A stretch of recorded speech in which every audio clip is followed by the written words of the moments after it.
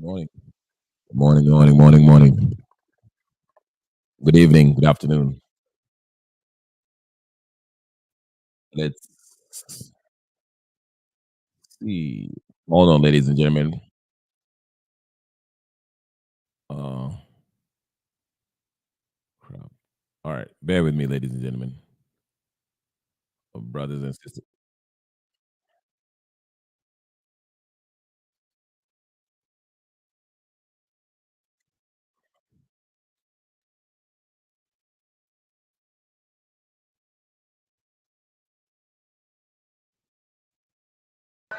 How many petitioners are going to unveil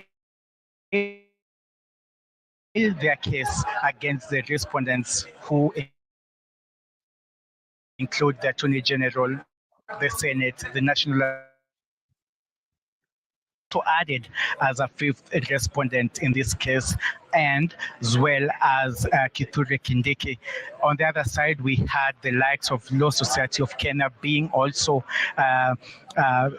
included in this particular matter as an interested party. So all eyes live on the three-judge bench, expected to make their way here.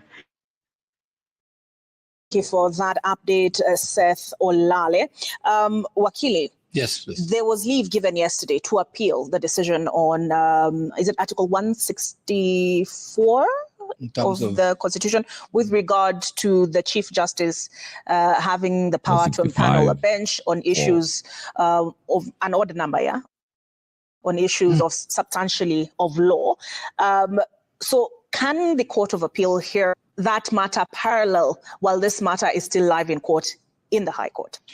Yes, it can. The only thing that I would argue is the expediency. What do you want to appeal against?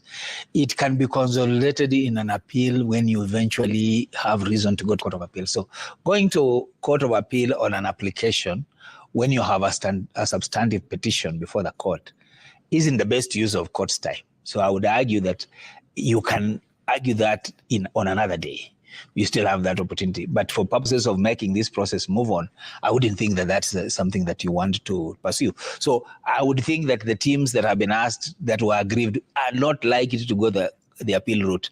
Indeed, anytime you are not happy with any ruling or any decision, you are at liberty to appeal against it. The question being, what is the timing, what is the expediency, and so on. And of course, the Court of Appeal does not operate at a pace that you would want to imagine the other courts operate, because it has its own issues, it has its own timing. By the time you do that and you're pursuing this other one, the two matters may meet at the same point, depending on whether a decision has already been rendered or not. So I would not advise them to take that route. Mm-hmm. Yeah. Yesterday, there are a lot of allegations of playing to the public gallery. There was a tongue lashing that was given by the bench to the counsel of Rigathi Gachagua. Does that usually happen in cases where there's a lot of public interest? Do lawyers conduct themselves differently? Whether lawyers conduct themselves badly or sometimes do not conduct themselves well, the court has no reason whatsoever to descend. And this was a habit that the Supreme Court brought up with using language such as hot air, wild goose chase. That is a language that is not invited in, this is an adversarial situation we are in this country. So the courts have to be the most patient and the most reserved party in this process, because what you say will go into either the other side of the conflict or will fan more disputes and so on. So I don't see any reason whatsoever for the bench to tongue lash parties, because it only opens an avenue for the parties to imagine that this bench or this court has taken position. So I would not agree with that position, and I would urge courts to be temperamental,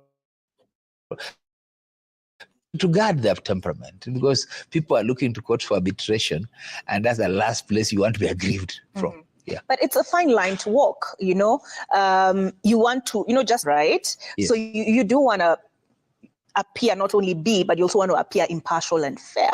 On the other hand, you also don't want to be pushed around by the council because you did hear Justice Eric Ogula, who is the presiding judge in this case, say they will not be taken around in circles. Why? You're presiding over a matter. Why do you want to imagine you're being taken around in circles? You wait for your turn in the circle. If it doesn't reach you, then let them keep going round. So you don't have to say that you will not be taken around in circles as a court. Wait to declare your position on an issue. And you can say, we respectfully disagree, or we take this view, and you put it and you keep it at that. You will not have, you have said you disagree with them without saying you disagree, or without shouting, or without tongue lashing, or without inviting yourself to a dispute or to a quarrel. Because you see, if somebody is ready to howl at you and you're also howling back, what's the difference between the two of you? So I would keep on saying that for the courts, yes, they're human. Yes, they can be aggrieved, but they should be the last people to want to appear to be taking sides. You can disagree. You can, and you see, you have, the only thing is, this side has made their point, this side have made their point, you made a ruling and you sit there. If they don't agree with you, they have another recourse. You don't have to go in and tell this one. No. You render the opinion professionally so, and you leave the matter. Okay. Do not be part of the conflict. All right. So the people who are asking, how long will this process take? Are you telling them to buckle in? Buckle in. The wheels of justice, they turn slowly, they turn in their own time. This is not like the presidential petition that have timelines, 7 days you file and 14 days you and even that has been said not to be an adequate time to prosecute any matter before the Supreme Court.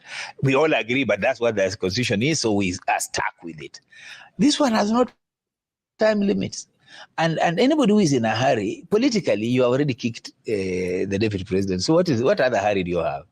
The rest is now a legal process. If you could rush the parliamentary process, please, that was good enough because you are in control of the parliamentary process.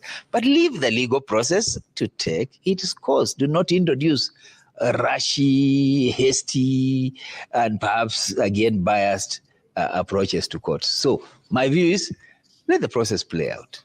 It will play out with time. Everybody understands the need for expediency and so on.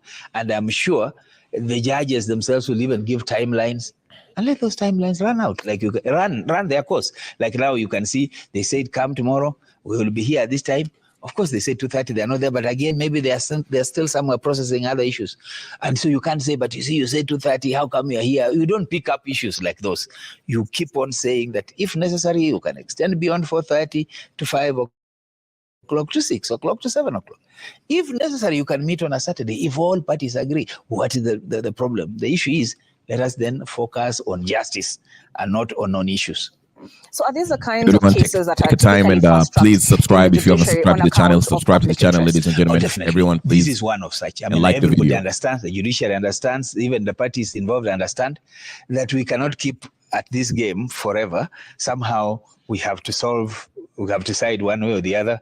If Gachagua is out, whether Kindiki is in, that has to be determined sooner rather than later. And does that mean that Gachagua's rights are extinguished? No. He has a chance to go to the Court of Appeal.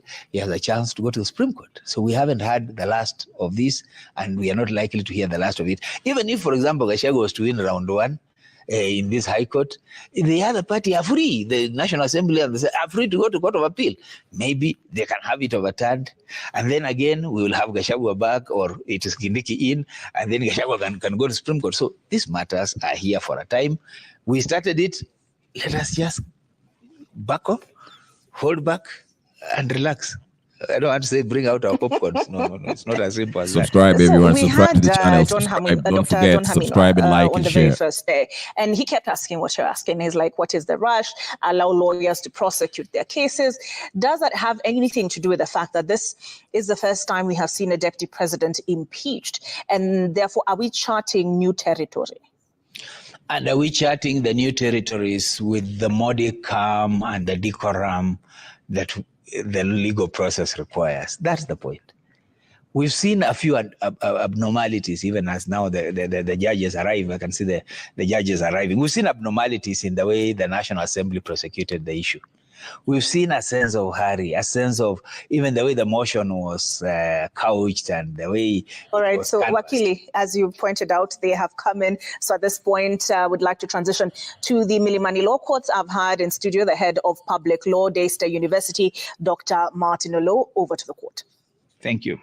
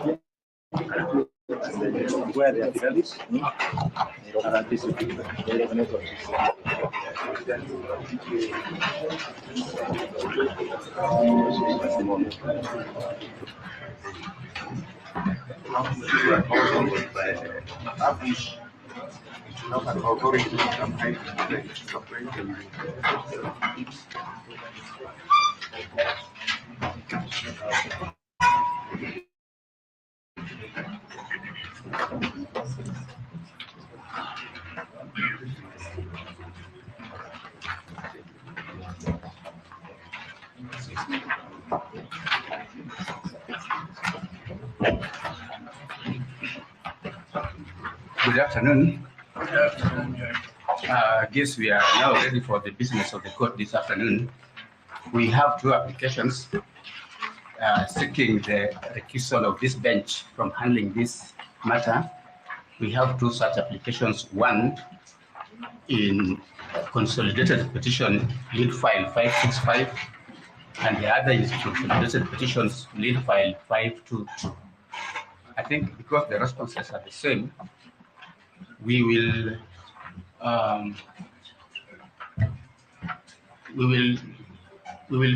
do them separately, but the responses will be the same. So I'll call petition number 5E562 H.E. Rigathi Gachagua versus the Speaker of the National Assembly, petition number E565 of 2024.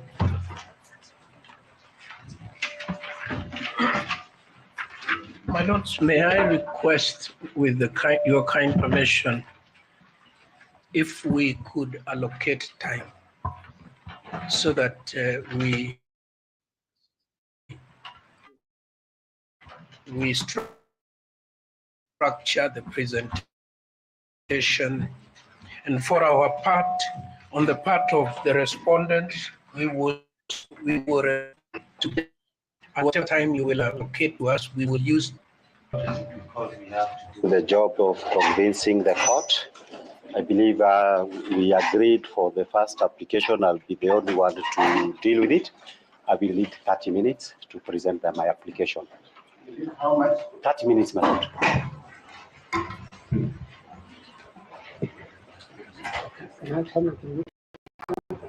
My lord, may I comment on this matter? Yes, my lord, I say that speaking for myself. I believe the other people speak for themselves. my lord, with your kind permission, for record purposes, I wish to bring to the attention of the court that we shall no longer be acting for the sixth respondent in this matter.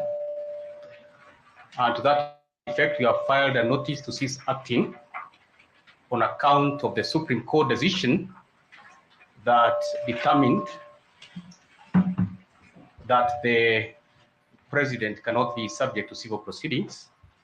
So in that regard, we will not be able to act contrary to an express court order, and we have therefore filed a notice to cease acting, and we ask the court to deem that to be a sufficient notice that the person named as the respondent is now unrepresented in these proceedings.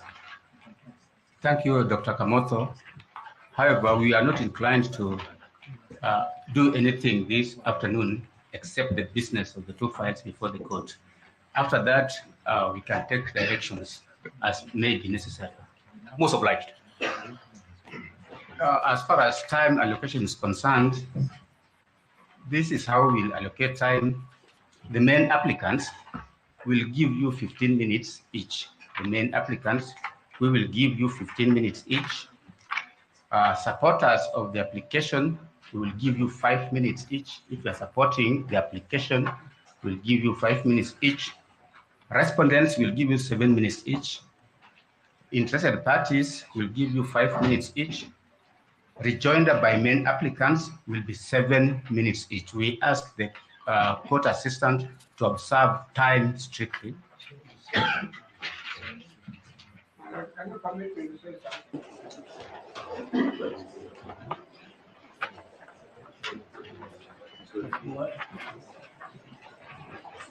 My Lord, this is our first impeachment case since we became a republic. And impeachment cases are mixed up with all sorts of things like law, politics, security of the country, and etc. My very humble submission, my Lord, so far as possible, let people say what they want to say. It's a healing process. And coming up with 5 minutes, 10 minutes, 7 minutes, my Lord, it does damage not only to ourselves, but to the entire nation. It is the nation we are concerned about, all of us. When chips are down, we normally as advocates take different positions when you have a matter before the court. But when it comes to impeachment cases, we're all concerned about the safety of the state, to save the state. Let people say what they want to say. There should be no limitation at all. That's my plea. And may I say to you most respectfully, I have come into this matter on behalf of Kituo cha Sheria. We stand for the rule of law, the supremacy, and for preservation of the state of Kenya. Let people say what they want to say. Let us not come up with 5 minutes, 10 minutes, or 20 minutes, and so on and so forth. Thank you. My Lord, to your leadership, I appreciate the matter before this honorable court is the recusal of the judges. But please, I urge you to be a little bit more flexible on the issue of time, particularly 5 minutes. My Lord, no council enjoys making an application for recusal of judges. It's a very wicked one. So please allow us a little bit more flexibility. Dr. Kamena has submitted that he needs unlimited time, meaning that he can argue this case even until tomorrow. Mr. Mwite, how much time do you require for yourself? I would say for those supporting at least 10 to 15, but the issues are wholly articulated. My Lord, may I suggest that we stick to the time you have allocated us, and you have the discretion to allow anybody, including my learned senior, the Honorable P.K. Mwite, any flexibility. I think that's what we did last time.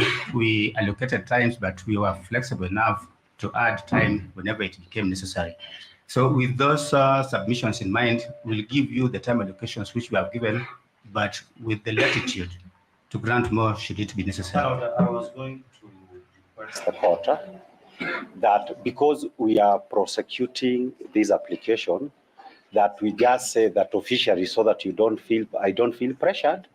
I have 30 minutes. This is a kind of case, my Lord, that if you do not argue it, inevitably, this case I will somehow have to land to the Court of Appeal. I don't want anybody to accuse me I did not argue this or the other when I had an opportunity. 30 minutes will not bring heavens down. It is only 15 minutes to enable me to do the job, not for myself, for my clients. My Lord, if I may add something. If I may add something, my Lord. Let me speak. This is a court of law. I respect you very much, Counsel, Senior Counsel, and all the Counsel here. But please let us appreciate that this is a court of law. And when directions are made, please let's respect those directions. I'm making this direction. We have allocated time. Should it become necessary for one party to ask for more time, we will consider that. Thank you. My Lord, the first application in which we have filed these documents in the file officially called petition number E015 of 2024 is an application dated 21st of October 2024. It is supported by an affidavit that has been sworn by the Honorable David Munyi Madenge. It is further supported by a supplementary affidavit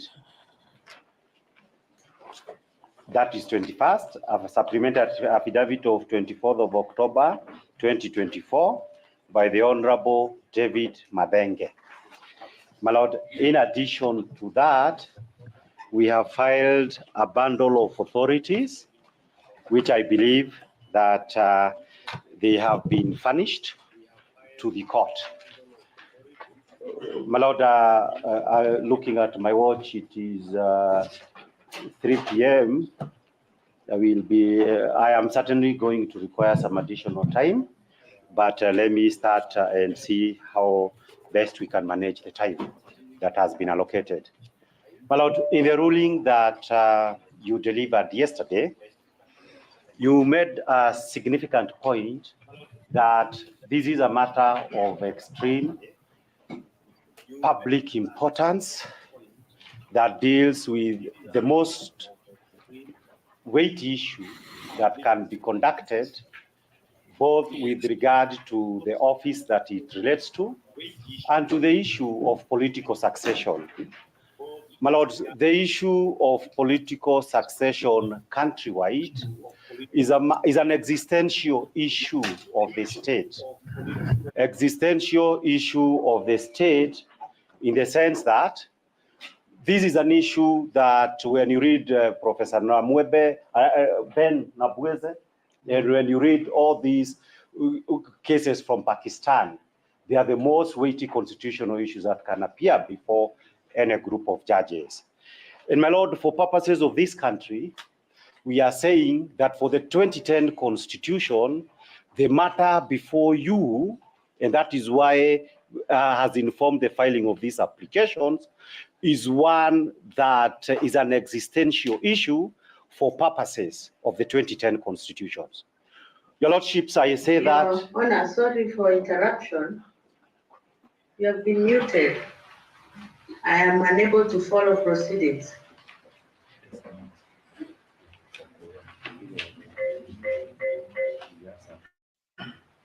Okay. Now it's okay. My thought process is affected now. Yes, my Lord. So I was submitting and saying that it is an existential issue for two reasons, my Lord. My Lord, most of us who are at least practice for 20 years are aware of two provisions of the former constitutions of Kenya. We used to have a sections 23 of the Kenyan constitutions, in which all executive powers were vested in the president. That position radically changed under the 2010 constitutions. We used to have section 30 of the constitution, in which parliament meant the president and the legislature. My Lord, those positions changed. The change of those positions, which is the submissions that we are making, the impeachment proceedings would have the consequences, if it goes the way in which it has gone, of effectively bringing back to life sections 23 and sections 30 of the former constitutions. Now, the second issue that I need to emphasize on the existential issues for the constitution is this. My Lord, from the standpoint of the constitutions and to safeguard constitutionalism, there is these issues that is called security of tenure. that certain offices enjoys, particularly with regard to the questions of removal. My Lord, the two offices that enjoys the greatest tenure are the office of the president and the office of the deputy president. My Lord, why is that the case? Because they are legally protected that to remove a president or a deputy president, you need impeachment. They are also secured by the electoral process, that those two people, to get to those offices, they must be voted into those offices by the people. Well, the significance of this is this. Every other holder of the offices, from constitutional office holders to judges and everybody else, doesn't enjoy political tenure. It is only legal protection for those particular offices. So that, my Lord, the point is this, that the true weight of this matter is this. If it were to turn out that an office that enjoys the greatest protections, like the office of the deputy president, can be called, the removal can happen as we are alleging it happened in this case, my Lord, the whole scheme of constitutional tenure and protection that is necessary to protect. This would mean if you have numbers, you do not like the speaker of the day, you can get him out. Numbers in a democracy, and that is why you write the constitutions, numbers must be controlled by law. If we reach a position where numbers cease to be controlled by the law, my Lord, that would effectively have negated all the constitutional gains that this country has made.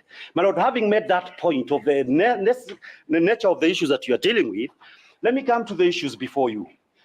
My Lord, the petitioners, or in those cases, in those affidavits, in the applications, are saying a very simple issue. They are saying that as a result of events that occurred in Kirinyaga, that are partly the subject of yesterday's decision that was made, and as a result of other matters that is the subject of the supplementary affidavit, the petitioners feel, and the petitioners are of the strong opinion, that a case of this magnitude is not the kind of case that should be decided by a bench in which they do not enjoy full confidence in. My Lord, the basis of that, since this is highlighting, would be four. My Lord, on the first issue is that the petitioners, and in the applications that they did, and is a subject of a ruling, they pointed out certain issues that brought into question the issues of the transparency, the proper accountability for purposes of the handling of that particular file. The affidavit is there. And according to the petitioner, that brought into them some doubts, the manner in which the handling was done as to the impartiality of this particular bench. The petitioners goes on to issues number two. They said that whereas they put in an affidavit setting out the reasons why there was a problem in the manner in which those issues were done, the respondents did not respond to challenge those particular set of facts. But my lords, the petitioners are saying that now that the respondents did not challenge their set of facts, the contrary issue that happened is this, that in the ruling that was read yesterday, we got a copy 30 minutes ago, there was a section that was called Other Issues. In the sections that was called Other Issues, the petitioners are saying that this court answered factual and evidential issues that relates to that application. And the consequences of that is that although they had been aggrieved, to them that would amount to this court entering the arena of conflict between the parties, the petitioners and the respondents. And my lord, the old principle applies that a judge, one, cannot be a judge of his own cause, And in any matter that they are dealing with, it should be a matter that they are absolutely neutral as far as the facts and the evidence are concerned. My Lord, in our African societies, I've talked to my parents, I talked to Mr. Ogada, he said his community had the same set of issues. According to my community that I came from, in any those cases that used to be done traditionally, the first thing that would arise was this, and Article 159 says we respect our customs.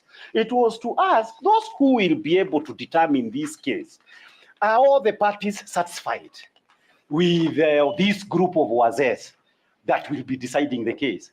If either of the parties said, I don't know about yours, I said mine and Okada. Mine is Kikuyu. I don't know. Ogada will talk for himself. Mama Lord, let me have some peace.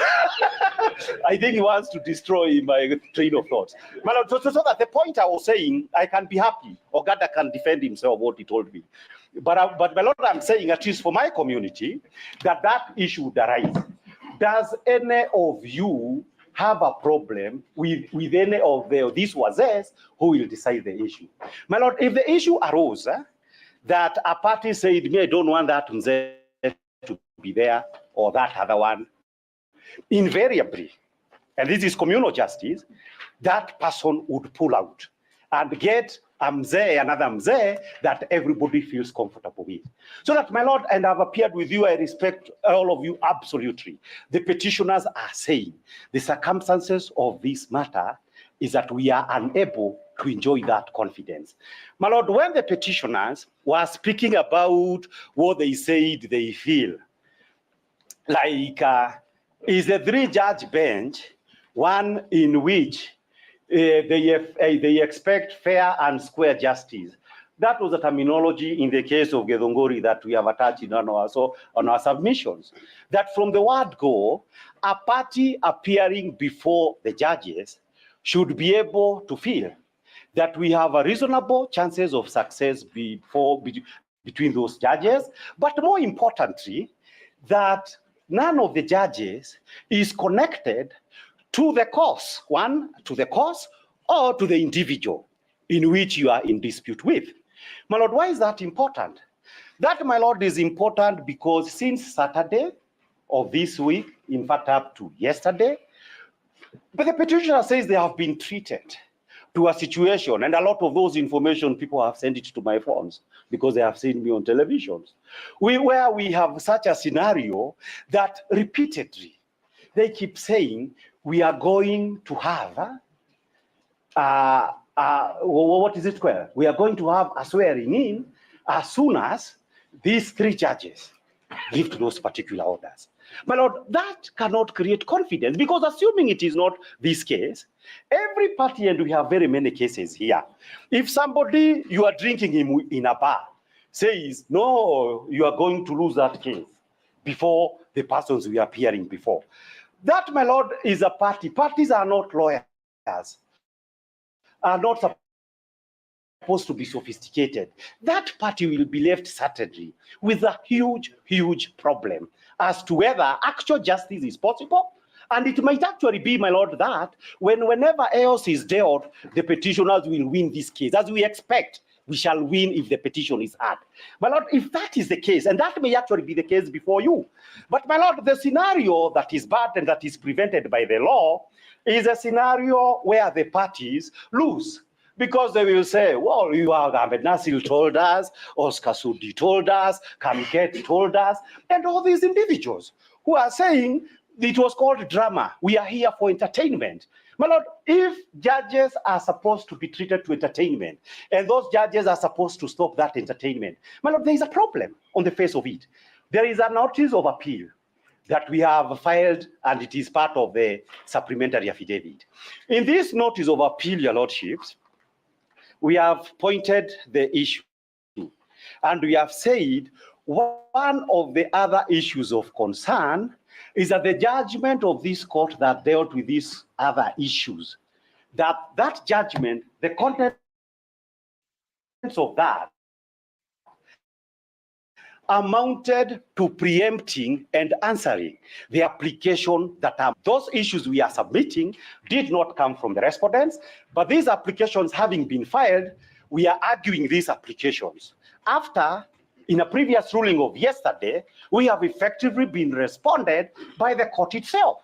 The petitioner says that they are absolutely uncomfortable with that, and they cannot be able to say that if we have reached a situation whereby judges are answering our case in advance, it is absolutely bad and beyond repair. My Lord, the second last issue that I want to say is this. The issues, my Lord, is, and we expressed that concern yesterday, we were not sure whether we would even file a notice of appeal as counsel. But you are told you cannot file this one because it is the issue, as far as we are concerned, we were not treated fairly. We were accused, we are playing into the gallery as a result of the accusations and indictment that we are playing to the gallery. What effectively ended lost over is the question of is a question of our own submissions. And my Lord, the basis, and therefore the accusation, and we are saying we were not treated in a temperate and judicious manner, the petitioners and their advocates. Then, my Lord, we go to the deciding for purposes of yesterday, the core issue. My Lord, the core issue in our petitions, a number of them when it comes, would be the question, does the IEBC have the power to have authorized the president to say that Kindiki, I'm saying it is in our petition. I'm saying one of the issues that will be coming in for determination would... And to just help my learned friend. We are not arguing the substantive application. It's a recusal. Let him stick to the issues.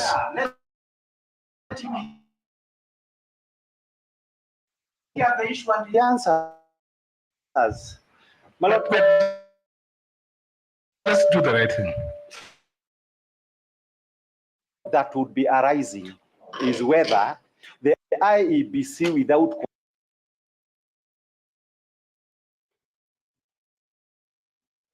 commissioners could have declared Honorable Kindiki to be suitable for this nomination in the letter they did to the president.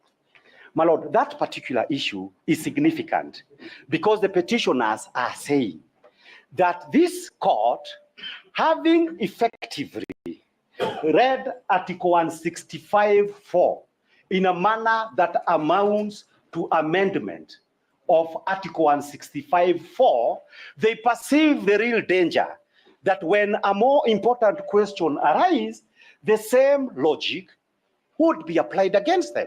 And they are saying, this being a very serious legal issues, the bench cannot be said that for purposes of the issues actually in contention, that people can be oblivious of such an issue. I need like 2 or 3 minutes.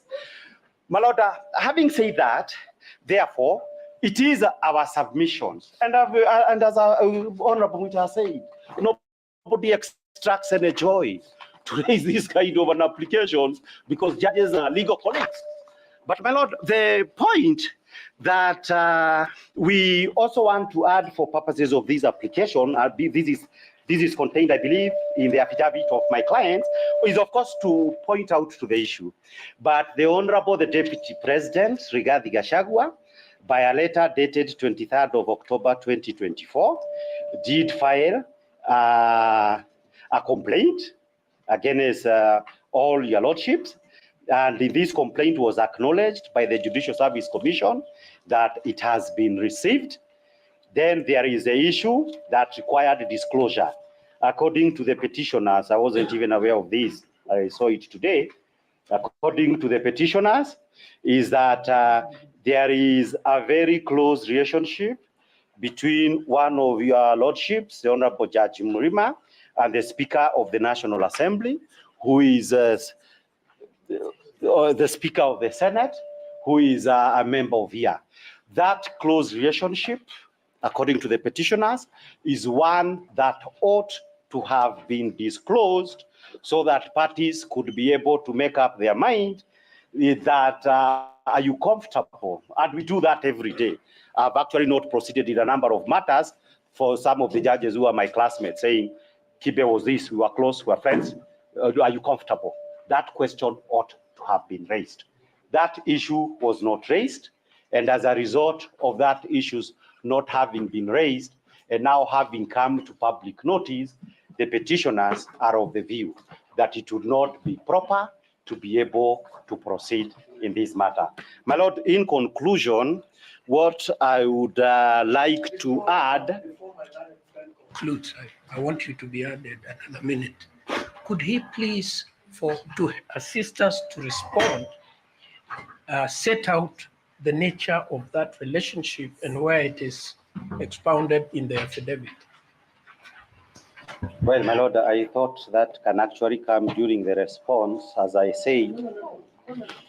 The duty, the burden of establishing facts is on the person pleading the facts. So we want to know that relationship so that we can respond to it. Yes, my Lord. I have no problem whatsoever. There is a written affidavit. My Lord, in paragraph 6,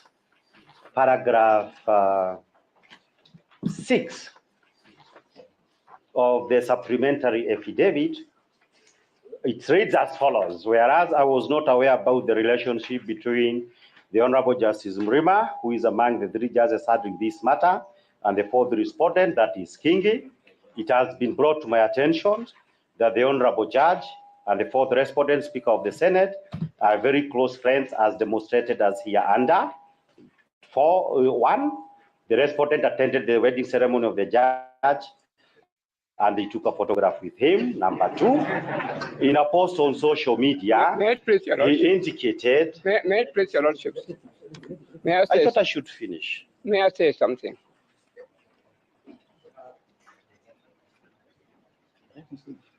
May I say something? Yes. The position that my learned friend, Mr. Kipe, had taken, in my humble submission, was most appropriate.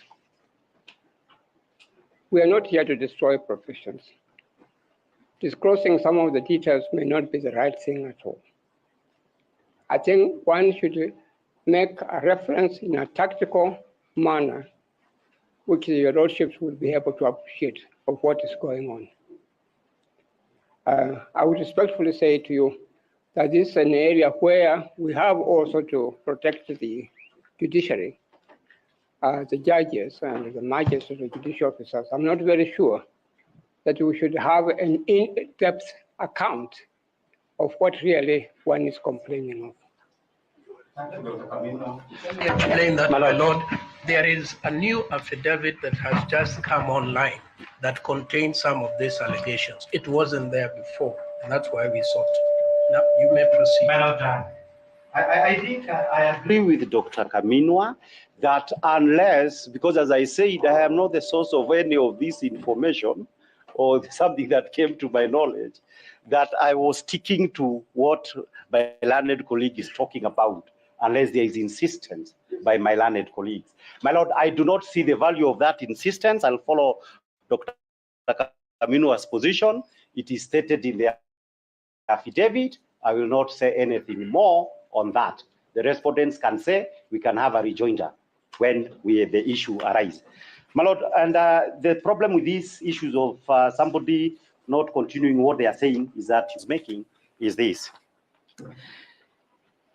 that at the heart of an application for recusal, the authority speaks themselves. The one we have cited, I may not have time to go through them, is these issues that are very important. Number 1 would be whether, on the basis of the accusation and apprehensions set out, would one party feel that their right to fair trial before an independent, impartial, and fair tribunal be upheld? The petitioners on that score are saying their rights under Article 50 to fair hearing, which is absolute, would not be possible in the circumstances of this case. Number two, there is a question of the right to protection of law under our constitution.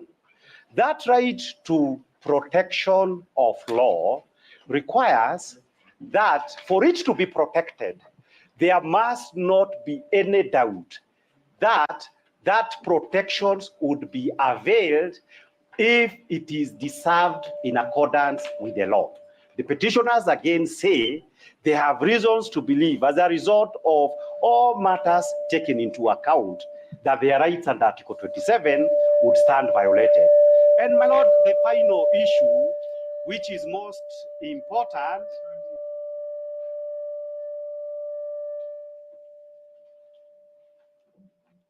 my lord, the final issue, it could not really have been final, but I have to finish. My lord, the final issue that is critically important for this issue is the old notion, the old principle that justice must not only be done, but must actually be seen to be done. In the circumstances of this case, it is our submission that apart from the real issues that the petitioners have, whether perceptions, whether substantial issues, the petitioners are saying that, your lordships, they are unable to say that at the start of these proceedings, we were confident that these judges are capable of upholding our constitutional rights and to uphold justice equally between us. My lord, we are most observed. Thank you for letting me conclude substantially on what we set out to do. We are most obliged. My lord, before the next speaker goes on, I think there is something we are doing and it is not fair to the court, because my learned friend was challenged by Professor Miguel to tell you what is the specific view. Then they take the posture, assisted by their senior, that we don't want to go there. You cannot eat your cake. The reason they don't want to go there, my lord, is because it is frivolous. Now, the misfortune we have is this. The world is watching these proceedings. They say we don't want to go there. And the typical person watching this, there is something very serious about the integrity of the court that they have raised. When, as a matter of fact, going by the list it began is that the judge attended the wedding. The judge went to a restaurant. In one of the applications, they said the judge went to some law school. Clearly, we are being unfair to the court. We want to paint a picture hiding that we don't want to go there, so that the world will be left with the impression that there is something terrible about it.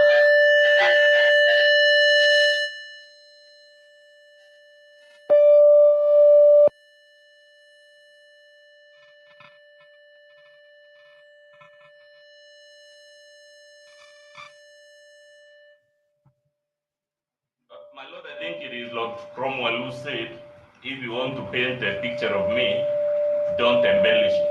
Say it once and all. If they have any allegations now that we are broadcasting these proceedings to the world, if they have an allegation of any impropriety against any judge, they can't make the claim. For the gallery, then say, we don't want to go there. We submit.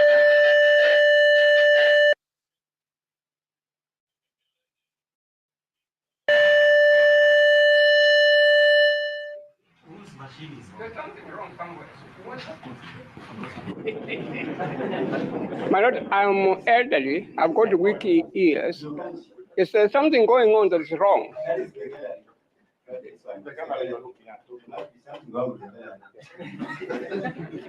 Yeah.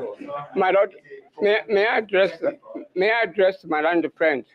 May I make a comment on what my learned friend has just said? If you are using a gadget and your gadget could be causing this noise, please just set it properly. May I make a comment, my lord? May I remind my learned friend very, very respectfully. It is our duty to protect judicial officers also. And they are not protecting the court, they are telling the whole world that this court is improper. I say what I want to say? They can't have it both ways. May I say what I want to say? About when they apply for recusal, You don't apply for recusal of judges. I think the proper way, Dr. Kamino, let parties submit according to the directions which we gave. And according, again, there is an application supported by affidavit. There are averments in those affidavits, and because some of those averments actually touch on us, but we cannot defend ourselves, we would be satisfied if you read them even verbatim, so that the world knows that these are your complaints against the bench. My Lord, may I say something? No. May I say something? My Lord, as your Lordship is aware, at court, in open court, you will say to a judge or judges that I have information that I would like that shows clearly that you should not hear this matter at all. Can we go to the chambers so that I can disclose that? I'm not asking that we go to the chambers. All that I'm saying, as lawyers or as advocates, we are also under duty to protect the judicial officers and to protect the institution of the judicial system. I think that's all that I've said okay. Much more. That is okay. I think one way of protecting judicial officers is by disclosing in open court like this what is there. By being blunt. Exactly. I see. I am not with you with respect. My Lord,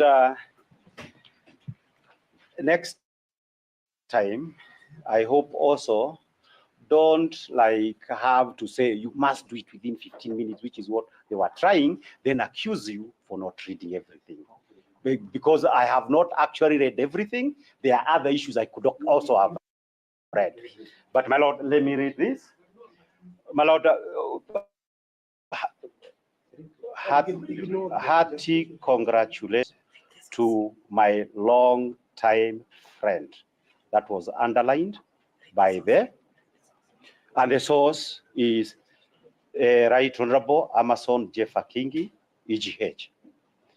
The petitioners said the issue, and that is the issue that I picked during my submissions, that there is a long-term friendship between the judge and a party.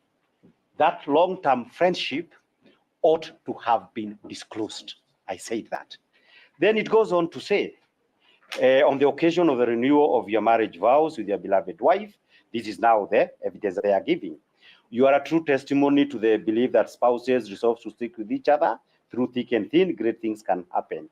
I wish the two of you the very best in this long journey and pray that God continues to bless this union and review you with wisdom and patience that comes with marriage and family life. Hongera kakangu. And below there is the photograph where a gift is being given by the Honorable Mr. Kingi, Senator, to the couple of Judge Mrima and I believe his spouse. That is the annexure that was put by the petitioners in proof of the fact that there is a close relationship, a close friendship that under the law ought to have been disclosed, given that Kingi is a very important party for purposes of the case against the Senate, that he botched everything and has come here to defend those impeachment proceedings. I believe my job is done, and because that is all that it says, and that is the affidavit of the petitioners. Unless they need me to read something else, I can sit down. The second applicant. May it please you, my lords, my lady. You are in another file, eh? Or we take it in another file or the same file? Yes, my lady. So it's not in the same file? Yes. I am in 509, where we have the application. 509 is in cohort 1, eh? Yes, cohort 1. Give us 5.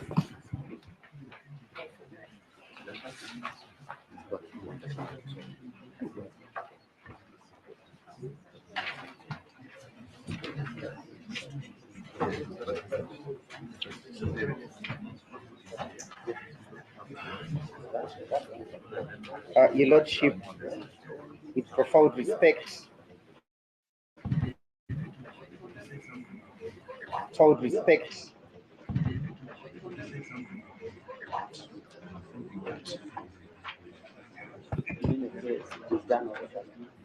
permit me, Your Lordships, to indicate that we are arguing the application dated the 22nd of October, with a further affidavit, Your Lordship, having been filed this afternoon through the court's email. Your Lordship, from the onset, it's with heavy heart, Your Lordship, that we have to move you through these mechanisms, and that, Your Lordship, my submissions are the submissions of my client, and that I'm just a vessel for putting across my client's case. Your Lordship, there is a notice of motion that seeks the recusal of this bench.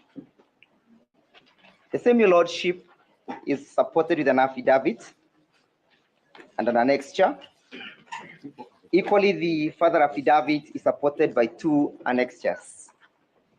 In my submissions, Your Lordship, I will heavily rely on the facts contained therein. The 22nd of October, Your Lordships, my lady. I'll begin by indicating and relying on the Judicial Service Code of Conduct and Ethics Regulation 2020, and I draw the attention of the court to Regulation 47.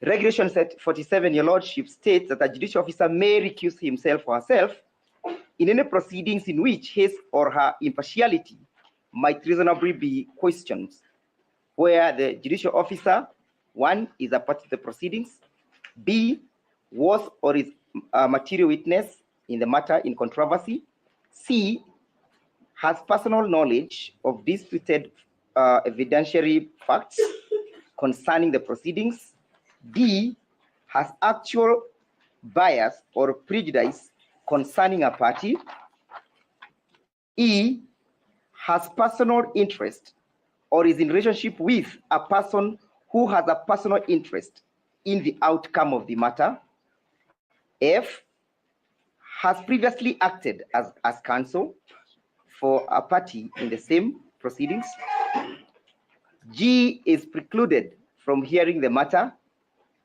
H, a member of the judicial officer family, has economic or other interest in the outcome of the matter in question. A recusal by a judicial officer shall be based on specific grounds to be recorded in writing as part of the proceedings. Your Lordship, it is my client's, the petitioner's case, that this bench should recuse itself on the ground contained therein. Permit me to begin by indicating that yesterday, when the court was delivering its ruling, it indicated actual bias on the part of the parties before you, Your Lordship. The petitioners were condemned in a wholesale, in disparaging language coming from the bench, a language that indicated prejudice or bias on the part of the petitioners. It was indicated by the bench, Your Lordship, that despite the heavy submissions, the authorities that we quoted, we were not addressing the bench, but addressing the gallery. It is so prejudiced, Your Lordship, that such perception on the part of the petitioners culminated into the court not even taking note of most crucial issues that we had submitted on. For example, despite the appeal that is now being launched, the court failed to take into notice of the question of delegated authority. It is a considered submission, Your Lordship, that had it not been for the bias and the prejudice that the court has on the part of the petitioners, such would not have escaped the mind of the court. Your Lordship, further, the court made further remarks that they take great exceptions with the remarks of the petitioners. When the court indicates that they take great exceptions with the remarks of the petitioners, it's a prima facie indication that the court has entered into the arena of dispute, and that the court therefore becomes or takes a defensive approach in the manner in which the prosecution of the case is being conducted. Your Lordship, a judge must at all particular time be a solemn person, slow to anger, and of good temperament. Your Lordship, the statement indicates us against the respondents, the petitioners. And the position is prejudicial to the petitioners and erodes their confidence to continue appearing and making submissions before this court.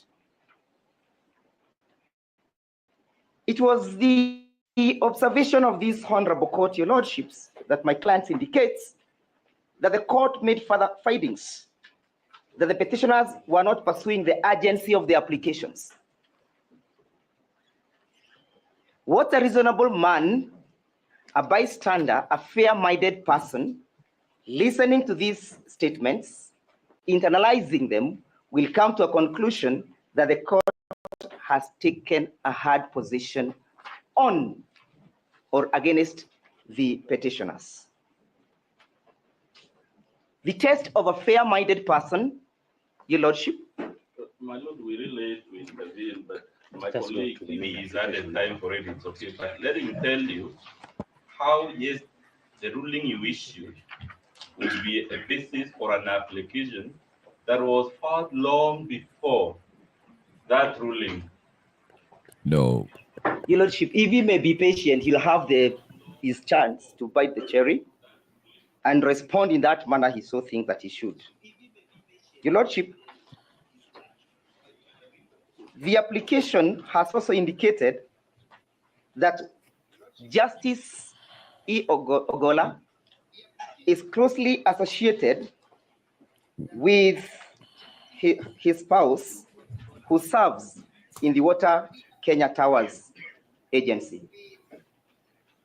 The averments of our clients, Your Lordship, is that this is a matter that ought to have been disclosed at the inception of the proceedings. Closely associated with the wife. No, I didn't say that. No, I didn't say that. That is not my statement. What is it that you said before? Repeat for the record. May I repeat for the record so that the court may not again misquote me? Proceed. Your Lordship, the spouse of His Lordship, one Florence Oluoch Auma. Yes? Yeah, there is a disposition of that issue, Your Lordship. That Florence is the wife? Yes, there is. Paragraph? Yes, paragraph.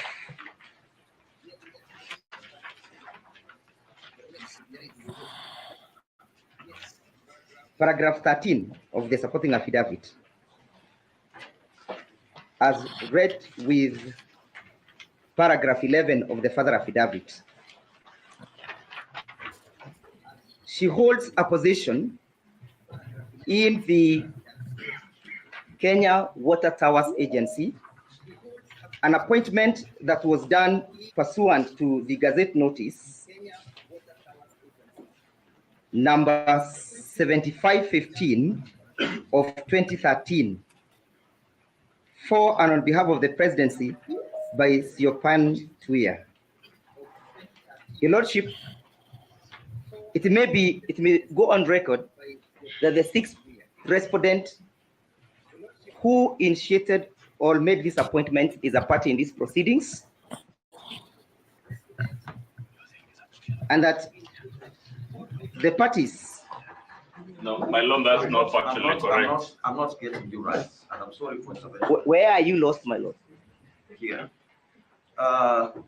If I'm looking at the same document as you. Yes. The Gazette Notice 7515 was issued on the 7th day of June 2023 by Soipan Tunya. That's correct. Cabinet Secretary for Environment, Climate Change and Forestry. That's correct. The sixth respondent in this proceedings is who? Is the president. Then where is the next? I'll get there. I'll get there. Your Lordship, the cabinet under the Constitution is constituted of the president,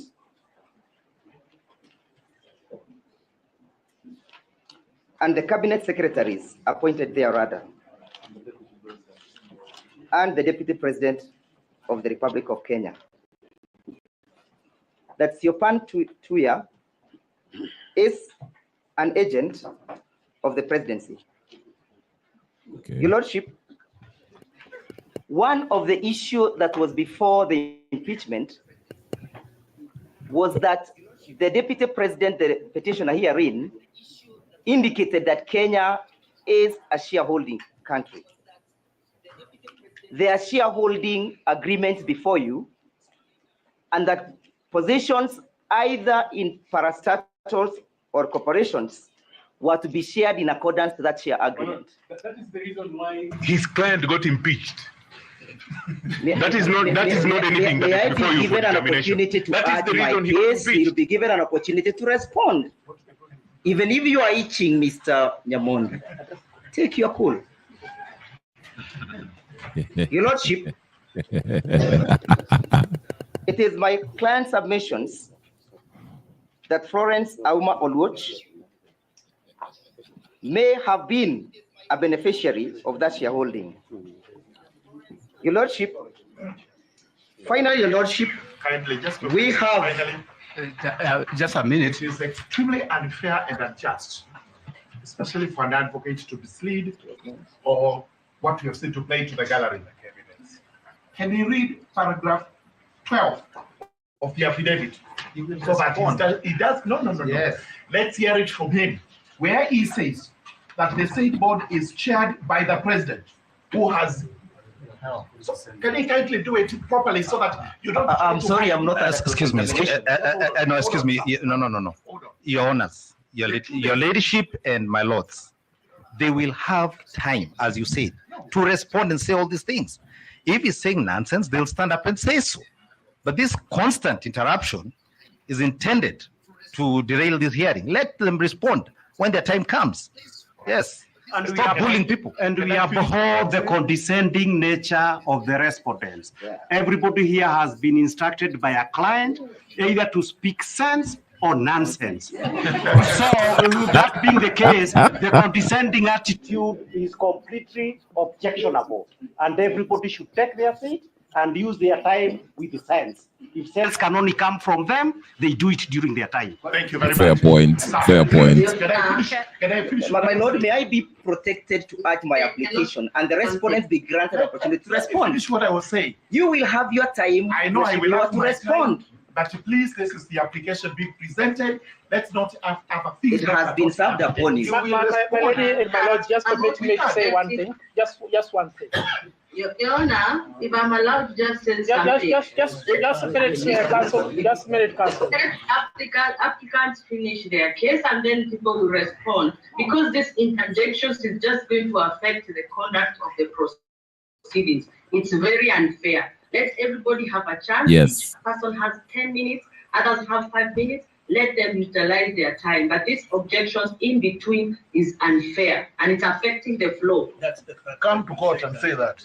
My lord, this is what I want to say. Coming drop.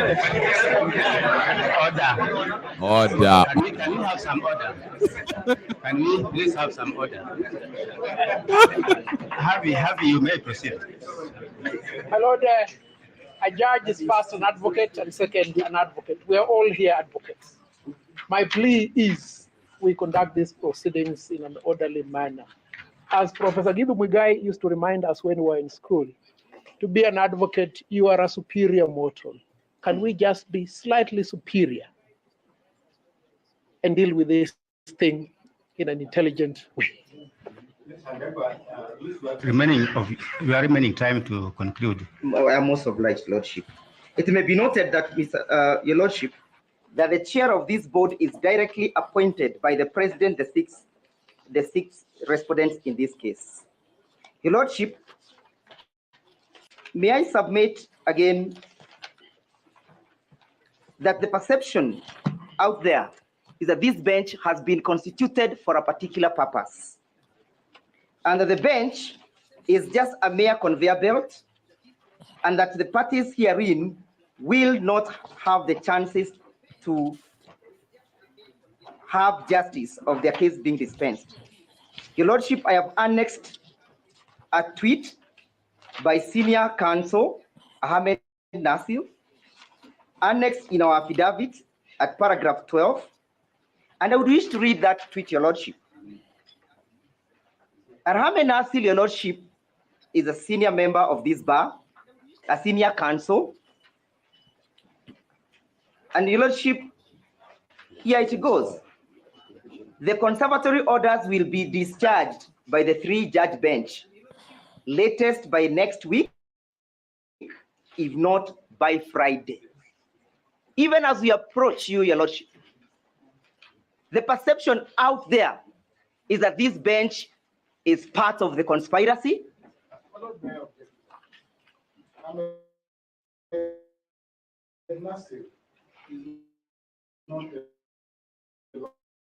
Your Lordship.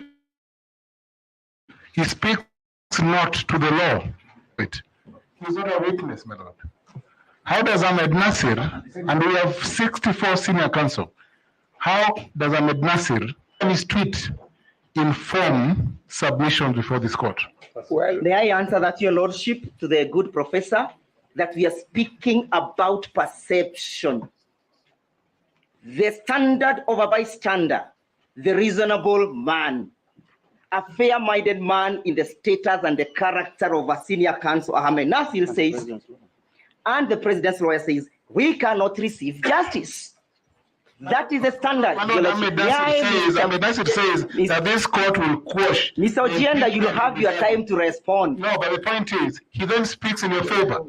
Pick that line. Let him respond. You will not teach me how to submit. You'll pick the line that you so wish.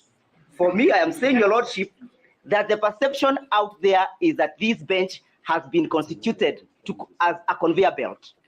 Finally, Your Lordship, this court will remember that on the 16th of October, we moved the court for a mention on the 18th.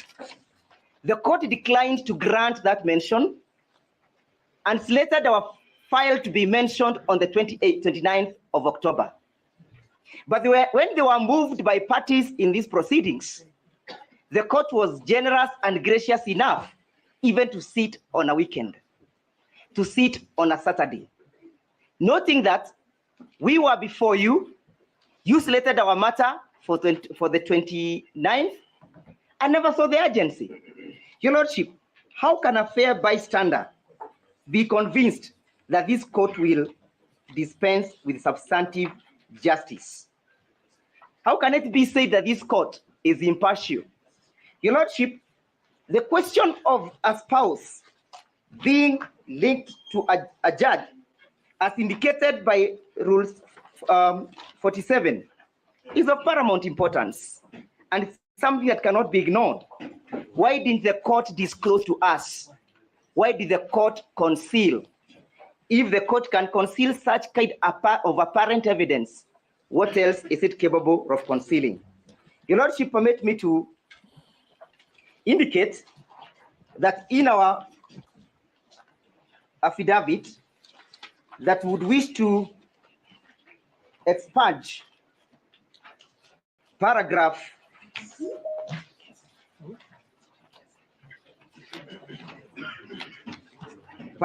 16 of our affidavit, supporting affidavit, will not rely on it, and paragraph 10 of the same affidavit will not rely on the same. But the standard, Your Lordship, is that of a bystander. Ahmed Nasir spoke, and he has a following of over 1 million on his Twitter handle.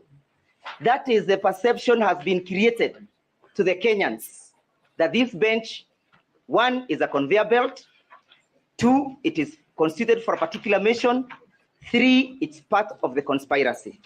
Your Lordship, we urge you to uphold our application and grant the prayers sought. Your Lordship, my learned friend, Mr. Masharia, will highlight on the authority with the authority in support of my submissions and those of Kibe. On expansion, paragraphs 10 and 16, if I had properly. Yes, that's correct. Of the supporting affidavit. That's correct. I don't know whether we can do that through oral submissions. You cannot expunge a paragraph from an affidavit as it is evidence before the court, and it has to be considered, it has to be challenged in all ways. Number 2, if you expunge paragraph 16. Can you cover it in your response, please? I may, but if you expunge 16, I have a problem with that. There is no application before you. If you expunge paragraph 16 from the affidavit, there is no application as being urged before you. So we need all this clarification. Let's not take things lightly.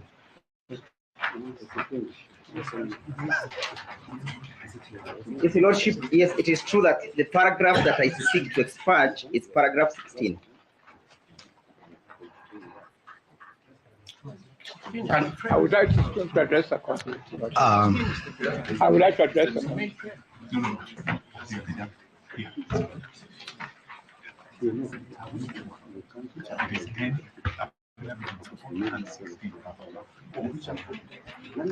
Paragraph 16 of which affidavit? By who? Who's affidavit? The applicant's affidavit. That is Obuli Namenya.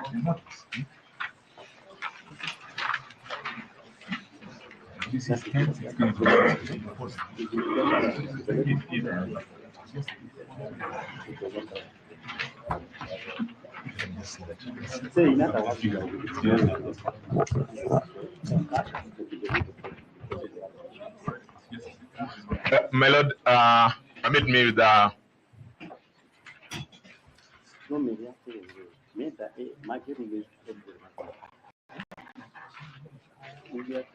Perhaps, my Lord, again, because we have to be fair to the court, my colleague has to be candid and confirm to the court. The reason is withdrawing that paragraph 16 is because the claim there is factually false. Because you can't just withdraw and leave the world thinking. We are not even seeing that paragraph 16. Can you read it? The paragraphs we want to withdraw.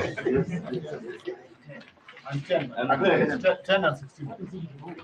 Your Lordship, are you having the same application? Read as paragraph 10, which we want to withdraw, and paragraph 16, so that we can consider if it can be withdrawn. Yes, paragraph 16. It's a lie. We give Mr. Devoa, my lords, your leadership, the opportunity to finish his. Yes, yes. Let him read those paragraphs. Yes. So that we can sit down. No, I agree. I'm just saying, protect him from these tutorials that he's getting from this.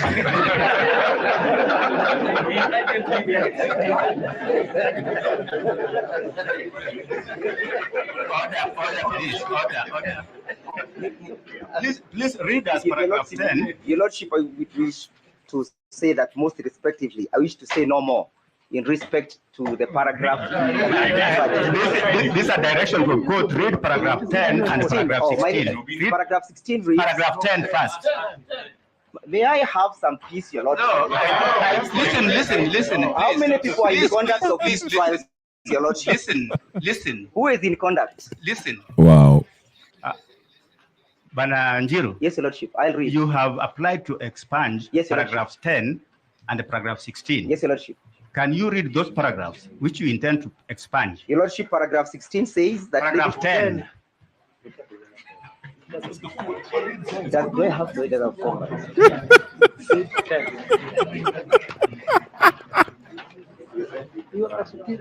And Your Lordship, may I take note that these paragraphs have been expunged? One, we have not expunged those paragraphs. That I've made an application to expunge them. Everybody watching, please subscribe before he reads that. Subscribe if you're watching. Please subscribe to the channel and The like. petitioners have credible information that Honorable Mrima is a close associate to the proposed deputy president, one Mr. Kithure Kindiki, and that the said judge failed, refused, or neglected to disclose those facts to the parties at the inception. The basis of the application to expunge that particular paragraph on the basis that the same has linked to the Davis in 015. Paragraph 16, that Lady Justice Mugambi is convicted as she should recuse herself, as she was Mr. Kithure Kindiki's LLM student at Moi University. We have no LLM program at Moi University. You will have your time to submit, sir. Stop itching. And that's why I'm expunging it. That's why I'm expunging this paragraph. That's what my client said. A crucial issue that she failed and or refused to disclose to the parties. My client has learned that she was not an LLM there and that she only took her degree in that university. We have no objection to anything being expunged, subject to the court observing that if this witness has lied about these two issues, what else has he lied about?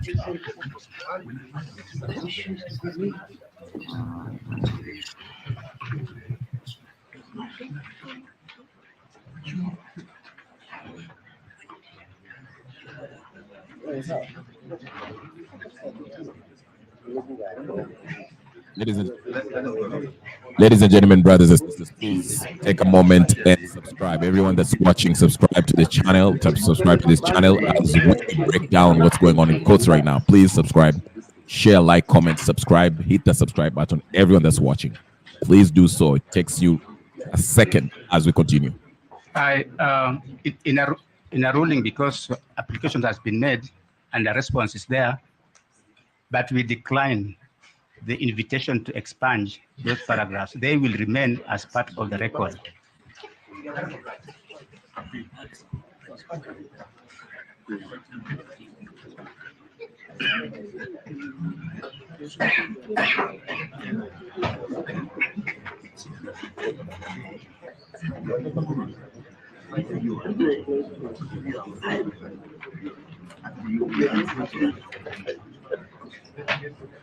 My Lord, do you permit me to address you? Dr. Kamona, we would appreciate if you want to address us in the course of the as in your submitting. Is that the position? Yes, that's about it. Okay, proceed. Yeah.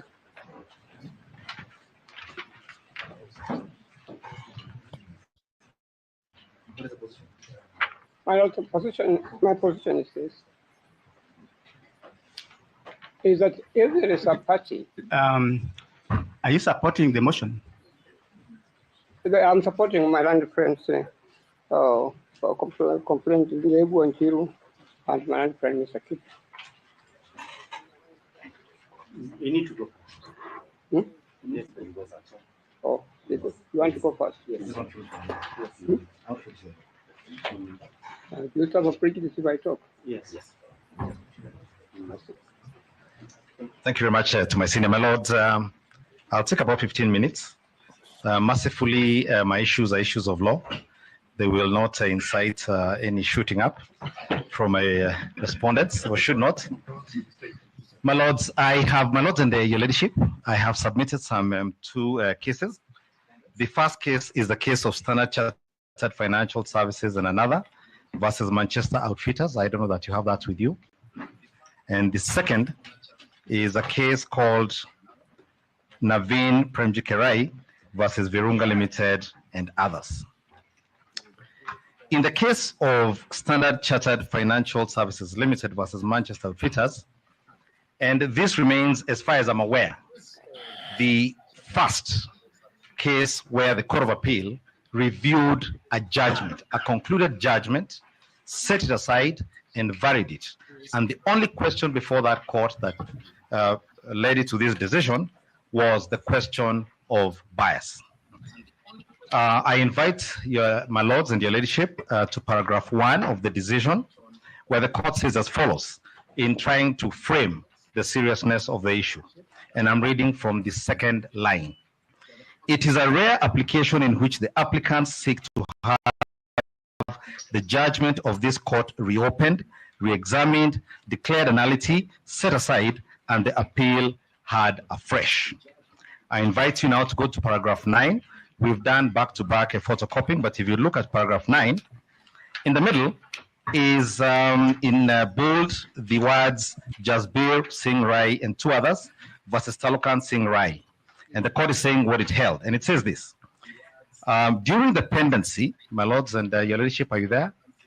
In the middle of paragraph 9, during the pendency of the applicant's motion and the respondent's preliminary objection, this court in a 5-judge bench decision in Jasbir, and they give the whole case there, held inter alia, that it was only mandated to hear and determine appeals from the High Court and could not revisit its own previously concluded decision, nor did it have powers to reopen and rehear a finally concluded matter. In light of the decision in the Rai case, it was deemed appropriate that since this matter raises similar issues, it be similarly heard by a 5-judge bench, hence the unusual composition of this bench. They are merely underlining the importance of the matter the court was dealing with. Permit me now, your ladyship and my lords, to invite you to paragraph 63, where the question that vexes you this afternoon is dealt with. At paragraph 63, they deal with a case which we've also supplied the court and my friends with. This is a well-known case of Senator Agostino Pinochet. But at paragraph 63, this is what they say. Bias, whether it is perceived or actual, undermines the public confidence in a judicial officer's ability to dispense justice. They then cite a caption by Lord Joff in R versus Gao. Justice must be rooted in confidence, and confidence is destroyed when right-minded people, the right-minded people that Mr. Ndegwa was talking about, go away thinking the judge was biased.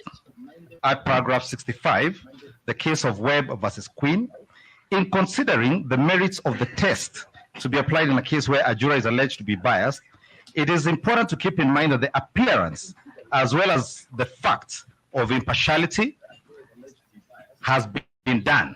And this is what they say at paragraph 66. And this, my lords and your ladyship, is what I would be beseeching this court to find favor with when you retire to do your ruling. The rule against bias is as important an element of the right to a fair trial. This rule, and now this is our own 5 judgment saying this in the Court of Appeal, this rule is to be very strictly applied so that even the appearance of bias is done away with, the appearance alone. This is because it aids in public confidence in the fairness and impartiality of the judicial system. In view of the jurisprudential importance and uniqueness of this application, they then cite a case called R versus Sussex.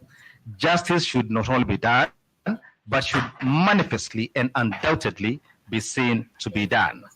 I will leave for you to read paragraph 67, which I also recommend to you. And then paragraph 71, another English case cited. First, actual bias will, of course, always disqualify a person from sitting in judgment. Even in the absence of actual bias, however, the importance of public confidence in the administration of justice is such that even the appearance of bias will disqualify. And they say emphasis added. And I would also invite you to look in the fullness of time to paragraph 73 and 74. Paragraph 81, they cite the case cited earlier, I think I mentioned it. This is the case of Agostino Pinochet. It actually begins at paragraph 80. There's a long passage, I'll not read it on account of time. But at paragraph 81, they cite the basis for the reason the two applicants before you have moved you. It's the Latin phrase, nemo debet esse judex in propria causa.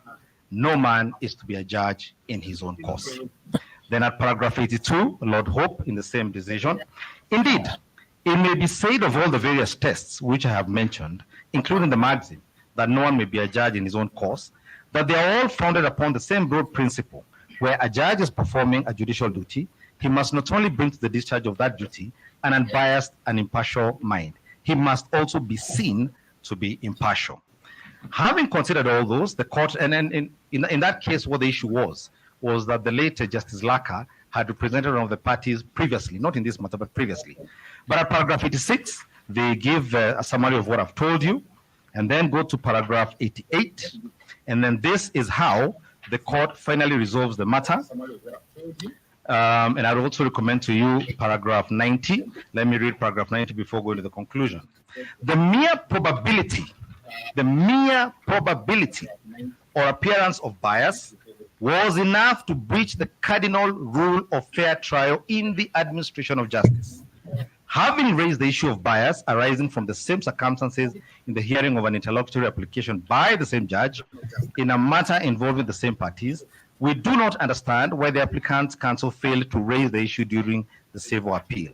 That omission notwithstanding, the seriousness of the bias, of the issue of bias, cannot be underrated. As observed in the Benjo case, bias is one of the grounds that would justify review of a previous decision of the Court of Appeal. As I said, this was the first time it's ever happened in the history of the Court of Appeal, and as far as I'm aware, the only time it has happened. So paragraph 95, this is what the court says. Accordingly, we allow this application, declare that there was a failure of justice in the judgment dated 4th October 2002, and we accordingly invoke the court's residual jurisdiction to correct that injustice by reviewing the judgment and setting it aside with all the consequential orders. Now, my learned friend, Mr. Kibe, has referred you to a passage that my good and learned friends for the respondents insisted must be read. And this is a question of the attendance of a wedding where gifts are shared by a judge who, the gifts are received by a judge by a party who is before this court. We are before this court because the first petitioner was impeached in the Senate. The Speaker of that Senate is a party in this case. In the document presented by Mr. Kibe, the Speaker describes the judge, and there's nothing wrong with having friends, as I should say. I need to say this. He says, my long-time friend. This is what he says. Now, we found a decision, and I've shared it with you. This is the case of Naveen, where on all fours, a similar situation occurred. And I invite the court now to look at paragraph 70 and allow me to read this, because I won't be reading anything else after I read this. This is what the court, this, as I said, is Naveen Kerai versus Virunga Limited and others. I begin to read. I say paragraph 70, please forgive the coloration of the authority. And this is a 2022 decision. So both the Standard Chartered case and the case before you were determined under the current constitution. And as I'll be demonstrating here, they also took into account the judicial code of conduct. I'm reading from paragraph 70. In this matter, the third respondent declined to recuse himself. This was a matter of an arbitrator appointed under Article 159, declined to recuse himself on the basis that the relationship between him and the counsel for the first and second respondents was a professional one. This court, however, takes judicial notice of the fact that in the Kenyan context, invitations of colleagues to weddings is extended to those that one considers close, and such invites are not extended to all and sundry. Had that been the case, then the third respondent could have as well extended the invite to the counsel for the applicant, who is an advocate just like him. Given the circumstances, this court arrives at the inevitable conclusion that apart from being a professional colleague, the third respondent and counsel for the first and second respondents are friends. And that is the perception that any reasonable, objective, informed member of society would reach based on the circumstances of this case. I continue, paragraph 71. As counsel for the applicant stated, it is common knowledge that there is the custom for invited guests to give gifts at a wedding, exactly as happened in the case Mr. Kibe showed you. In this case, apart from the third respondent and the counsel for the first and second respondents, the applicants and their counsel will never know if the counsel for the first and second respondents was a gift-bearing guest at the traditional wedding or not. In this case, we know because the photograph depicts a gift. It, however, boils down to the failure by the third respondent to disclose to the applicants and their counsel that he intended to invite the counsel for the first and second respondents to his traditional wedding and seek their views on the same. I need to emphasize that the real issue here is not that a wedding was attended. It is that that issue was not disclosed prior to the hearing and dismissal of an application in this matter and the continued conduct of these proceedings. I continue. Bearing in mind the final nature of arbitral awards, which can only be set aside upon a litigant satisfying the conditions stipulated under Section 35 of the Arbitration Act, the need for disclosure becomes even more critical. Paragraph 72. In S versus Roberts, the court stated that the apprehension be that of the reasonable person in the position of the litigant and that is based on reasonable grounds. I continue at paragraph 73. The counsel for the first and second respondents has stated that since he and the third respondent are arbitrators who have served at the Chartered Institute of Arbitrators, Kenya branch, as chairman and vice chairman of the institute respectively, during the same tenure, they were bound to interact or have interacted in the Chartered Institute of Arbitrators events, trainings, board meetings, and members' welfare gatherings while discharging their professional mandate. I do agree that the above events are professional in nature. However, weddings are personal events where families, friends, and close colleagues are invited. The lack of disclosure by the third respondent that he had invited the counsel for the first and second respondents to his traditional wedding is one that leads to the perception of bias. Due to the failure to so disclose on the part of the third respondent, it has led to an erosion of the confidence that applicants have that he will be neutral when it comes to the hearing and determination of the arbitral proceedings before him involving the parties hearing. In conclusion, this court holds that there was lack of transparency on the part of the third respondent, and he should have done the honorable thing when he was requested through an application to challenge to recuse himself from the arbitral proceedings in nature. This court finds that the justifiable doubts have risen as the third respondent's impartiality and independence, and the same have been proved by the applicants. This is a decision, and the only one we could find that addresses on all fours the issue that confronts this court. I ask this court to find favor with this decision, to recuse itself, and I do so with tremendous respect. It's just that the nature of the matter, the nature of the issues, and the perception as such as are captured in that decision. Recusal would be the only thing that would do justice to not only the applicant before you, but to the court itself. Thank you for the privilege of your attention, for your time. Unless you have any questions, I'll rest at that point.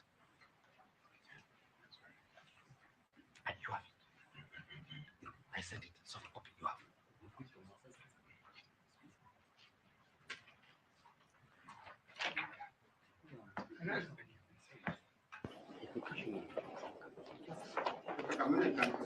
Yes. My Lord, it is my humble submission that your lordships must exercise flexibility. The use of relating to recusal is inapplicable in the instant case. As a matter of fact, if I say to you very respectfully, if there are parties, and indeed there are, who do not want or who do not wish to see you hear this matter, please walk out. You are not the only judges in the country at all. Let another panel of judges be appointed to hear this matter.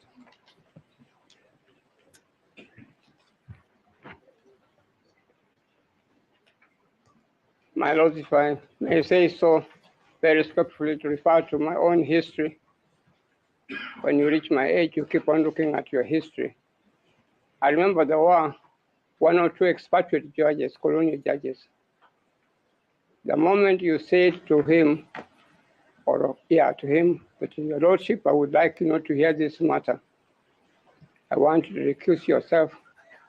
His response was, okay, Hamima, if you don't want me to hear this case, let another judge hear it. That is the attitude you should take. Those of us who have had the advantage of receiving higher education know when you're dealing introduction to philosophy, you are taught that perception, the first course you take is perception and reality. Perception and reality. When you're studying philosophy, perception is a very important concept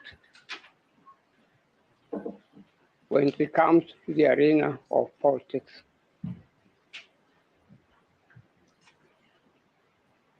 Reality may be completely different. And indeed, I believe it is different in the case before your lordships. I appear before you very often. I've never entertained any idea about your standing in relation to justice. But the perception now that has been painted by my able, learned friends, clients, Mr. Ndegwanjiru, Mr. Kibe, and Mr. Macharia, that there is a sizable portion of the Kenyan population which will not be happy to hear you sit and listen to this case at all. And may I remind your lordships very respectfully, impeachment is politics of the country. There's no way you can move away from that at all.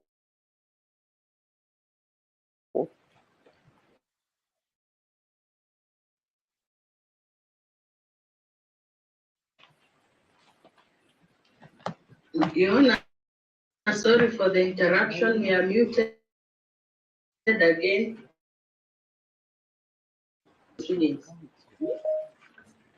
I wonder why it has happened in respect of Haminu.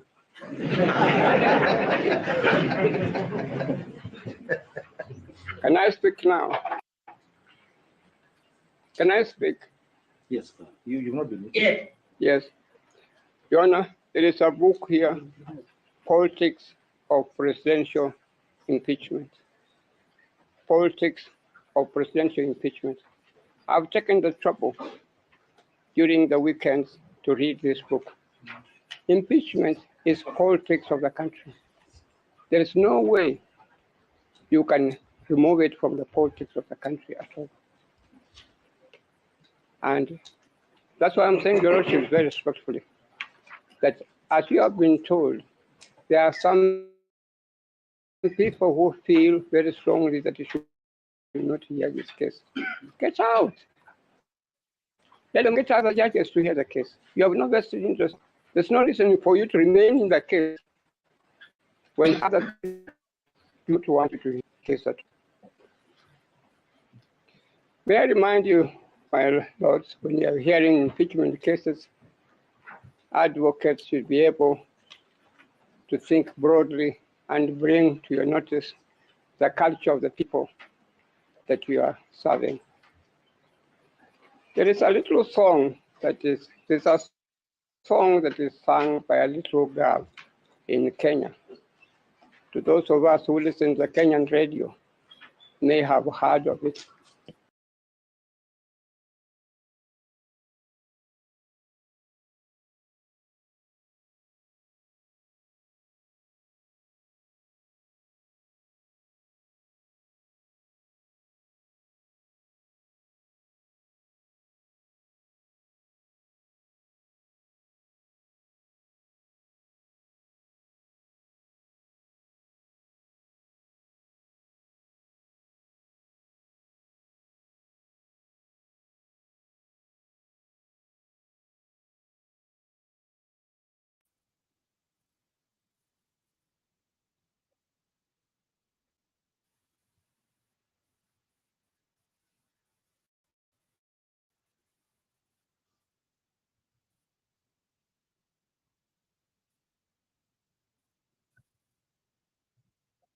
That your lordships cannot hear them. Again, I say to you very, very respectfully, you stand to lose nothing. You better leave the case, let other people hear the case, and you will continue to maintain your name. My lords, to go back to the politics of impeachment, this matter was first heard in the National Assembly. The National Assembly very overwhelmingly stated the deputy president had been impeached. And the Senate again stated very overwhelmingly that the deputy president was guilty and convicted him accordingly. My lords, the stories that one hears in the streets of Nairobi, the stories that one hears elsewhere, you cannot afford to ignore it. Stories like members of parliament were each given a handsome amount of money.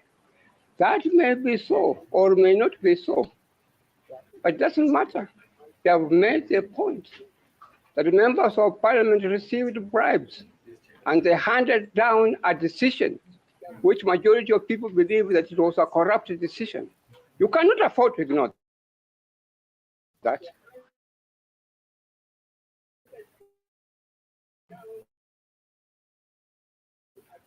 Now, when you go to the Senate, they received money from known people. Again, you cannot afford to ignore that at all. Now, when they come to the judiciary, they expect the best. They expect people who have got integrity. They expect people who can hear them and whom they cannot suspect at all. But if then they are suspecting some people, whether truthfully, whether honestly or not, it is my humble submission, the natural thing as a judge, if I was sitting where your lordships are sitting, I would say, as Khaminwa, I'm walking out. Do not sit. It is the judiciary that people have got confidence in. And if I may remind you, lordships, very respectfully, it is the judiciary that people of Kenya actually have respect for. It is the judiciary, the judges that people think that can do good in Kenya. When we had a problem in the year 2007, it is the judiciary that saved the country. When we had a problem recently, during the time of President Uhuru Kenyatta, and the matter went to the Supreme Court. people now are move out. Say thank you, I'm moving out. That does not necessarily mean that there is something wrong with you at all. And as I've said, my lords, I've spent many years appearing before your lordship, Mr. Justice Ogola in Mombasa. At no time did anybody ever open his mouth and say to me that, Khamenwa, this Justice Ogola is this, is this, is this, is this. Nobody ever did it. My Lord, Mr. Justice Murima, I've had the privilege of appearing before you in many cases. There are cases where you have given me rulings. There are cases where you have not given me orders at all. But at no stage did I ever entertain an idea that there's something wrong with Justice Murima. We have confidence in all of you. But now we have this concept of perception. There are some people who feel very strongly that Justice Ogola should be out. Justice Murima should be out. My lady judge, may I say I'm letting you, I'm not discriminating against you. I'm one who has fought for rights of women. And I kept on shouting very loudly that we want women judges. I've not had the fortune of appearing before you very often. Actually, you have on a couple of times. I was sorry. My memory is letting me down because of age. Yes. But my lords, may I say, I have had the opportunity of appearing before you. And may I say this, my lords, if you go and check Judicial Service Commission records, you will not find a single letter from John Khamenwa complaining against any judge. I have never done such a thing at all. It's because I've got confidence in our judges. I've got confidence in our magistrates that they deliver justice. But I'm just saying you, my lords and my lady, if at this time we have some people who feel very strongly in the camp because they may not get justice before you at all, please walk out. Don't continue to hear the case. And indeed, the people who are saying that your lordships or my lady should not hear this case, when they are speaking, you cannot really criticize them. They have got some valid complaints. My lords, United States of America, which I had the opportunity and the privilege of getting and studying their jurisprudence, they gave me additional legal education. United States of America, which has an impeachment provisions like Kenya, for 200 years, there is no president or deputy president who has been impeached and the impeachment has succeeded. None at all. None at all. Kenya, a young country which got the first constitution involving impeachment provisions, came into operation in 2010, and in 2024, we are now being told the deputy president has been impeached successfully, has been found guilty. Is it unreasonable to suspect there is something wrong? Is it unreasonable to suspect that someone is doing something wrong? Gachagua may be a nut, may not be probably properly educated, but he's a deputy president of the Republic of Kenya. Why should he be the first one within such a short time to be impeached in the country? Can't you suspect there's something wrong, that you are not doing some things properly? That America, which has had impeachment provisions for 200 years, has never successfully convicted someone for impeachment at all, a politician. Thank you, Dr. Kabinwa. Thank you very much. My Lord, may I say thank you, but may I say with your lordship's respect, I would appreciate if you would uphold my submissions. Thank you. Just 2 minutes, my lords. In considering this application for recusal, I plead that you bear in mind the following. One, your brother, Mr. Justice Judge Mwita, your brother, Mr. Justice Mugambi, your brother, Mr. Justice Mwongo, sitting separately, each one of them was persuaded that the petitions and the notices of motion asking for conservatory orders raised weighty constitutional issues. That is why this bench was constituted. Those weighty issues await full arguments by both sides for the court to resolve. Number two, the weighty issues are around the petitioner applicant, the deputy president, challenging and seeking to have the impeachment quashed. In the interest of time, I will not restate those weighty issues. They are in the record before, but they are there. Challenging the impeachment and seeking to have the impeachment motion. For the sake of this country, today and going forward, those are issues that must be heard and adjudicated by a bench that has no issues of bias, apparent or real being raised against. So for that reason alone, please accede to recusing yourselves so that another bench will be set up to adjudicate those issues. I thank you.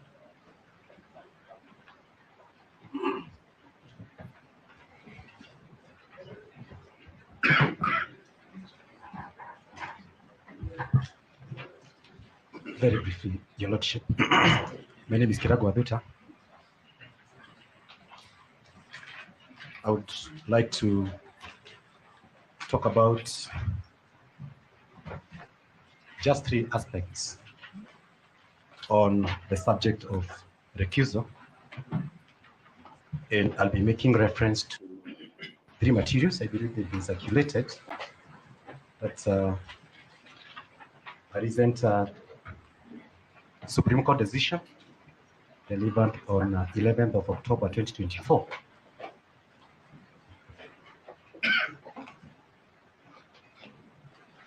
Let me make arrangements so that they are brought the copies. Yeah. Your Lordship, on my right and on my left are counsel who are involved in this matter where the Supreme Court was asked to recuse itself. Which case? This is Dari Limited and 5 others versus East African Development Bank. Mr. Nyamondi and Senior Counsel Paul Mito were on the same side, but today they are on different sides of that decision. When that application was made before the Supreme Court, I do not want to go through all what went on. I want to go straight to paragraph 27, where the court said, having arrived at the inescapable conclusion that we are being accused of bias and working towards an undisclosed predetermined outcome, we are strongly persuaded that our further participation in these proceedings will not serve the ends of justice, at least in the eyes and perception of the appellant stroke applicants. Consequently, and inevitably, each of us on this bench does hereby recuse him or herself from further participation in the hearing and determination of the appeal dated 25th April 2023 and filed on 26th April 2023. That's a decision that was made just when these petitions were ongoing. So when allegations of bias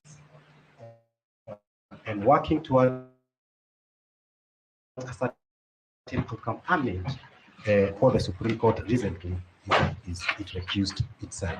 But I have a decision, an Indian decision. It's called State of Punjab versus Davida Pal Singh, which also the question of recusal was discussed at length. And again, I do not want to dwell. The whole decision is a very lengthy one. It's about 400 pages. But at page 9, at paragraph 16, the court set the standard that is applied in determining whether a bench should recuse itself. And the test, I read, the test of real likelihood of bias is whether a reasonable person in possession of relevant information would have thought that bias was likely, and whether the adjudicator was likely to be disposed to decide the matter only in a particular way. The court went on to say, the court has to proceed observing the minimal requirements of natural justice, i.e., the judge has to act fairly and without bias and in good faith. A judgment which is the result of bias or want of impartiality is a nullity, and the trial coram non judice. Therefore, the consequential order, if any, is liable to be quashed. Lastly, and this is what is very important, at paragraph 18, the court said in part, however, if there is real ground for doubt, that doubt must be resolved in favor of recusal. So that, my lords and my lady, if you are in doubt whether you should recuse yourself or you should not recuse yourself, that doubt should weigh towards recusal. That decision will be shared. And then the court went on to quash some proceedings which had taken place, an appeal had been determined, and then this one went all the way to the Supreme Court of India. So the court said that that is how situations of bias are treated. I had reference to the code of conduct of judicial officers. I think that's what Mr. Dego was referring to. My Lord, I want to lay the basis as to where those provisions are obtained from. And those provisions are obtained from the IBA guidelines on conflict of interest in international arbitration. You will find that material is published by the I located it from the International Bar Association, and it was done first in the year 2004, and it has been applied worldwide as a guide on determining situations of conflict of interest. And it has graded conflicts in several shades, the traffic light shades. There's green, there's brown, and there's the waivable, non-waivable, green, and the brown. And at clause 2.37, one of the situations that is a waivable conflict is the arbitrator has a close family relationship with one of the parties, or with a manager, director, or member of the supervisory board, or any person having a controlling influence in one of the parties or an affiliate of one of the parties, or with counsel representing a party. Going with the materials, if they are true, that was stated by my learned friends, then that situation has already arisen, and therefore it is a good ground for recusal. But I don't want to take much more time. These materials will be circulated. There is much more in these materials that speak towards recusal in the situation that is not. Thank you very much, Mr. President. Sorry, Counsel, does the court have the benefit of the authority that you have referred to, the Punjab case and the IBA guidelines? The Indian and the Supreme Court case. Yes, and the IBA guidelines. Have you supplied? They are being brought to attention. Yeah, thank you. Your Honor, I also wish to say something on behalf of the second petitioner in 565. If I'm allowed to proceed. Who are you? Can you see me? Your name? I'm virtual. I'm online. What is your name? What is your name? Kimodo Teresia Wanjiro Makazi from Kiriboya. Yes, proceed. Yes, thank you. I just wished to support that application by just submitting that public perception is everything and it cannot be ignored. I wish to rely on Article 47(1) and Article 50, and more specifically in Article 47(1) is where it says that every person has the right to administrative action that is expeditious, efficient, lawful, reasonable, and procedurally fair. And more specifically on the part that is procedurally fair. Yeah, if you look at the way the court has conducted itself, of course we are in no doubt that the court is competent enough to handle these petitions, but then again, on the issue of the procedure, we had raised an issue of service, and the court ruled that we should check all documents in the portal. Unfortunately, today, you could not access the e-filing portal. So what one is meant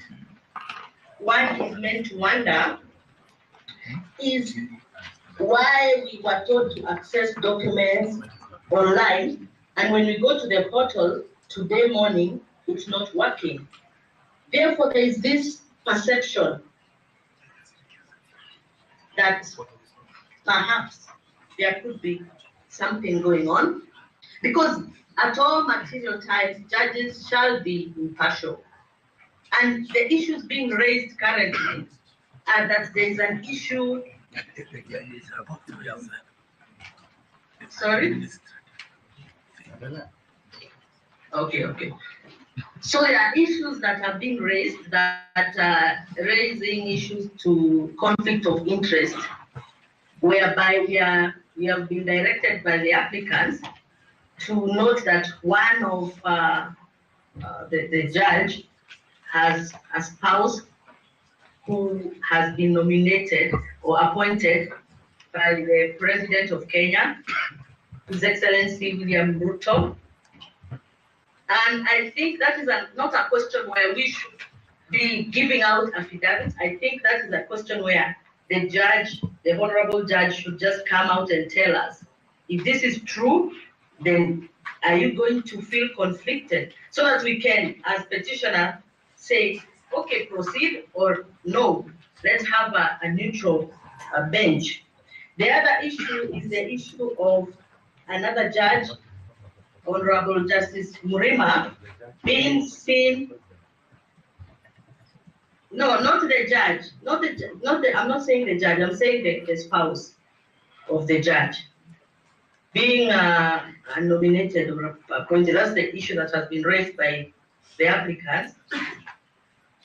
And so we feel, of course, if this appointment was done, will he be able to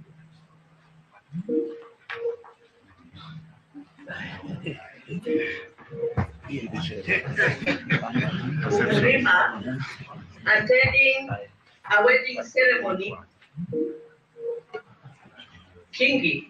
So the issue is, and they are long-time friends, will he be able to disappoint a friend?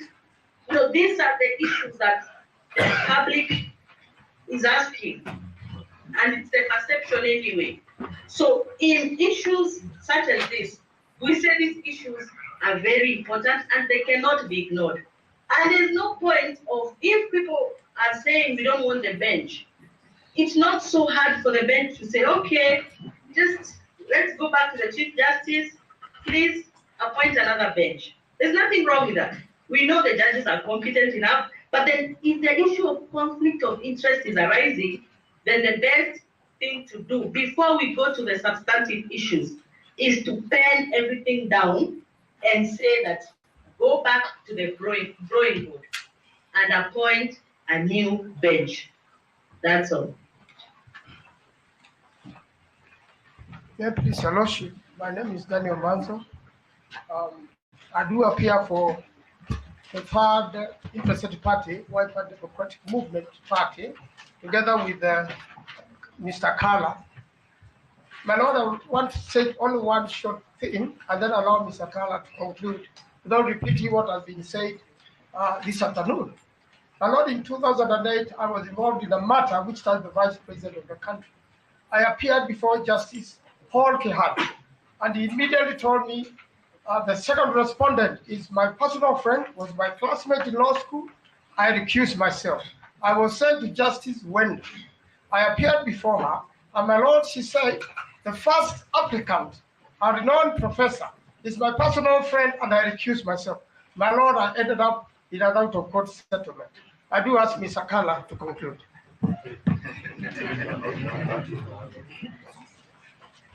My lords, my lady, I just make one submission that in light of the disclosure about the relationship between Justice Murima and the Speaker of the Senate, we find ourselves in a very unfortunate situation where the bench looks like it's on trial.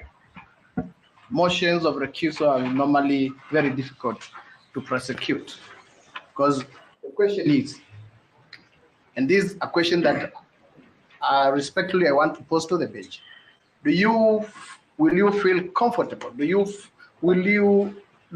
appreciate the fact that so far the events that have taken place, whatever determinations that you will arrive in these particular matters, and they are weighty constitutional national matters that affect the entire country, are you satisfied that they will be received well by the public?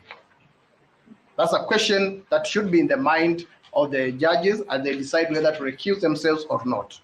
Secondly, it is very clear that the only mistake here was that Justice Murima did not disclose a relationship between himself and Amason King, which is out of a friendship and which is not even illegal. But disclosure, the mere fact that there was no disclosure by itself creates suspicion, apprehension in the minds of the applicants. The last question is, if Justice Murima decides to recuse himself, is it the entire bench that will recuse itself, or only one judge will recuse himself? Because I'm convinced that inevitably Justice Murima must recuse himself. Thank you so much.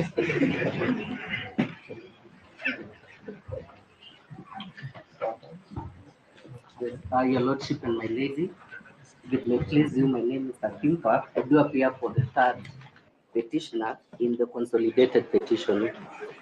Your Lordship, mine is just to put into context the Supreme Court decision in Dari and 5 others versus East African Development Bank. So, Your Lordship, in that particular matter, I want to state that, first of all, it was before the Supreme Court, And notwithstanding the doctrine of necessity, the Supreme Court considered that the right to a fair hearing by an impartial tribunal was so sacrosanct that the Supreme Court did not even consider the doctrine of necessity. So I just want to read paragraph 26, where the Supreme Court said, what is undeniable is the fact that by resorting to this course of action, the applicants are unequivocally accusing this bench of lack of impartiality, fairness, and integrity. Such an accusation against a judge goes to the very core of his oath of office. Coming from a party to ongoing proceedings, such an allegation must strongly persuade the judge to recuse themselves. So that is what the Supreme Court said. So, Your Lordship, in that particular paragraph, the Supreme Court is saying that if there is an allegation, especially because this instance is actually almost same to that, because there was a complaint that was lodged against that bench before the Judicial Service Commission. I have heard today that the first petitioner has already lodged a petition before the Judicial Service Commission. Your Lordship, I beg that you are guided by this decision in holding that the right to a fair and impartial tribunal is very key. Thank you, but I think you should let us know about the petition which has been lodged, because I don't think parties are aware of that. Your Lordship, I think it is in the further A petition? No, not petition. What is it? A complaint that was made. Don't mislead the public. There's a whole difference between a complaint and a petition. Yes. Don't mislead the public. He's the one who said petition. He said complaint. All right. Yes. Thank you. He's on our side. Where are you? May it please the court. My name is Dr. Eboso. I'm from Vihiga County, and I'm petitioner number 11 in the consolidated petition in the cohort 1. As I sat as a petitioner who essentially had no issue with the sitting of the bench, because when a petitioner files a petition, there is a presumption that the bench is properly constituted and that Kenyans elected the Constitution of 2010, and in it provided the independence of the judiciary and the conduct of the expected conduct of judges. And therefore, we as Kenyans have trust in the judiciary and the individual judges at the time when they are appointed and during the course of their performance of functions. But as I sat, I agonized over the issues that have been raised. And at the outset, I realized that the recusal application has been made to this bench to recuse itself, or some of the judges to recuse themselves, but as a decision of the bench.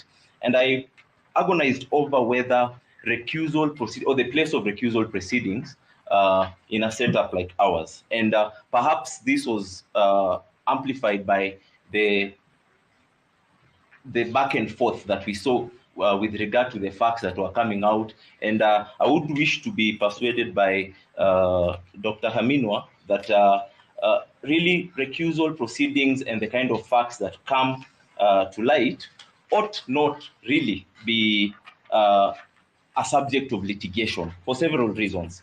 One, recusal proceedings are really against individual justices, and they relate to the personal conduct, which really lies in the mind and conscience of the individual judge. I would give an example.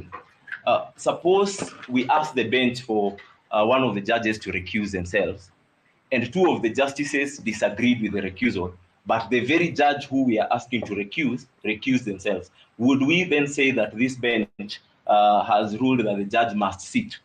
So it's really an individual decision of the judge to reflect upon the facts that are before him, the relationship that is being alleged, because why it can't be litigation, and it should be in the interest of all the parties that the judge is not biased, such that when you make it litigious, what happens is one side will be claiming the other side must prove a point, which they are not really very materially cognizant of. And it's really just the judge who knows the actual facts of the issue. And so it really is upon the judge individually to look at themselves and ask themselves whether the facts that are being alleged constitute what would amount to a bias. And when we make it litigious like this, we actually violate the Constitution, for the reason that the conduct of a judge is not meant to be subject of any proceeding before a court. That is a matter that should be before JSC, that should be before other tribunals. And the Supreme Court has told us that in Bellevue, that the conduct of a judge, because that's what is being alleged here, a judge is being alleged to have concealed information that they ought to have given.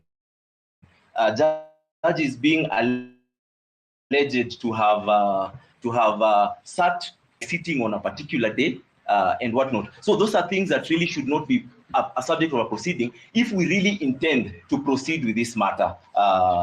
Suppose this bench does not recuse itself, then how does the matter proceed in that manner?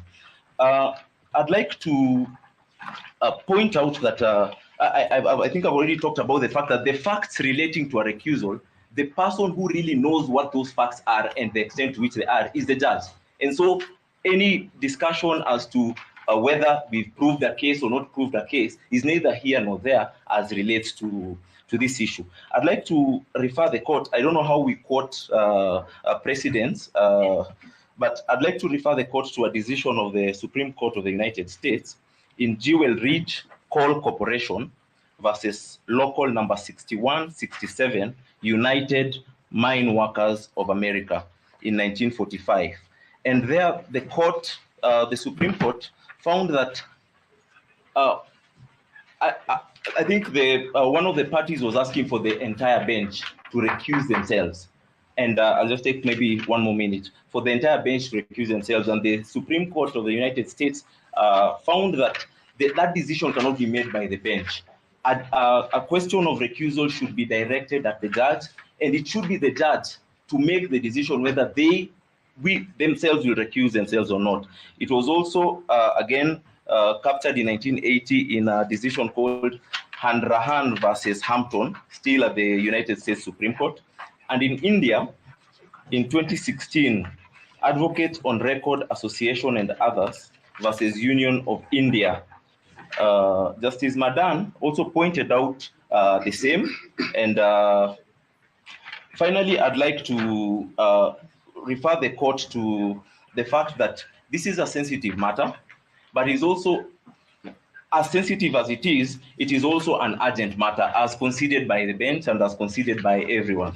That there is the aspect of necessity that this matter must be heard, and there's also room for appeal should any person feel they are aggrieved by decisions of this court or the judges herein. And so what I would say is that I would ask that the individual justices that you look into the issues that have been raised, you look into the facts which you are familiar with them yourselves, and go home and reflect whether indeed you will have the impartiality to hear this matter. And once you make that decision, let's hear the matter and proceed. Thank you.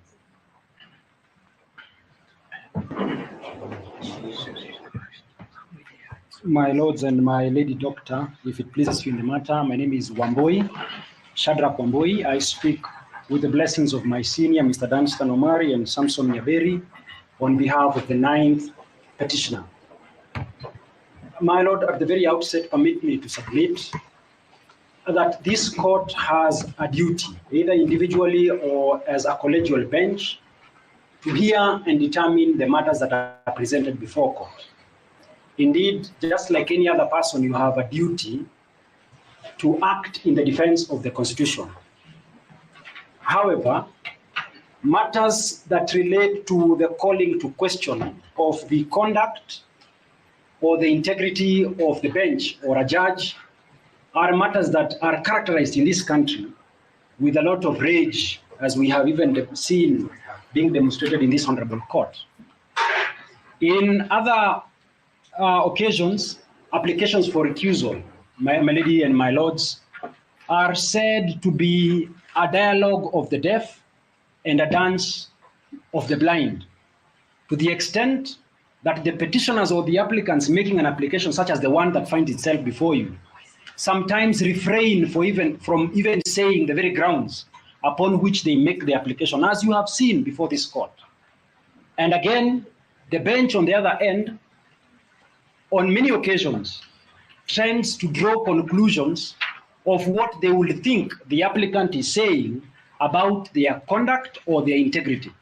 So for that reason, my lady and my lords, the court is then called upon to reflect as to its duty to do that which is just vis-a-vis the perception, either actual or apparent, that will flow or be submitted by applicants who call to question the conduct of the court. My lady and my lords, permit me to also make a contribution with regards to the decision that has been made in the Supreme Court case of Dari Limited. And there is something that is important that we must highlight. In this application, the Supreme Court was not called upon to adjudicate on an application for the recusal of the court. That was not the application that was lying before court. What is important that we must underscore in this case is that the court was invited to suspend or stay its proceedings in view of a complaint that had been made by the applicants before the Judicial Service Commission, so that the court ultimately ended up recusing itself, not that it had been invited to recuse itself, but because there had been a complaint that had been filed before the Judicial Service Commission. My lady and my lords, the reason why the 9th petitioner rises in support of the submissions made by counsels who have made the application is largely due to our duty as the officers of the court. And we have seen in the application in petition number E015 of 2024, annexure marked DMM2, which is a letter addressed to my colleague Mr. Swanya of Swanya and Company Advocates from the Judicial Service Commission, highlighting a complaint that has been made by the Deputy President of the Republic of Kenya, His Excellency Rigathi Gachagua, against this honorable bench. So, my lady and my lords, as I rest, the question that begs the answer is simple. If a complaint has already been lodged against the persons of this honorable court, how will a reasonable person, or will a reasonable person out there be confident that this court, in light of the complaint that has been lodged against you by one of the petitioners, arrive at a just finding in this case? My lady and my lords, that should mark the end of my submissions. I shall pave the floor for the remaining minutes to my seniors to also speak some wisdom to what is in issue. Thank you.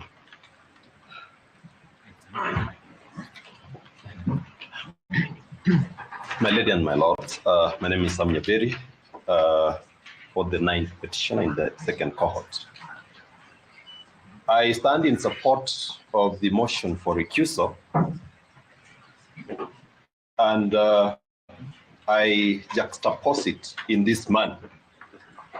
Recusal applications are tantamount to the court being on trial.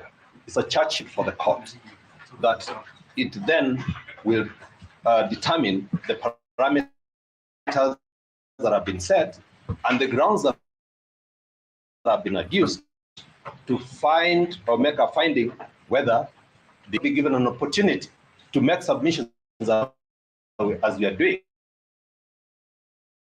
It's the court that is going to now render a ruling. Then the big thing that we are on the heavy submissions that have been made, because going into the second room of going to analyze what the petition is all about will mean that we as the petitioners will have faith in even opening the second chapter of the proceedings as they are going to happen.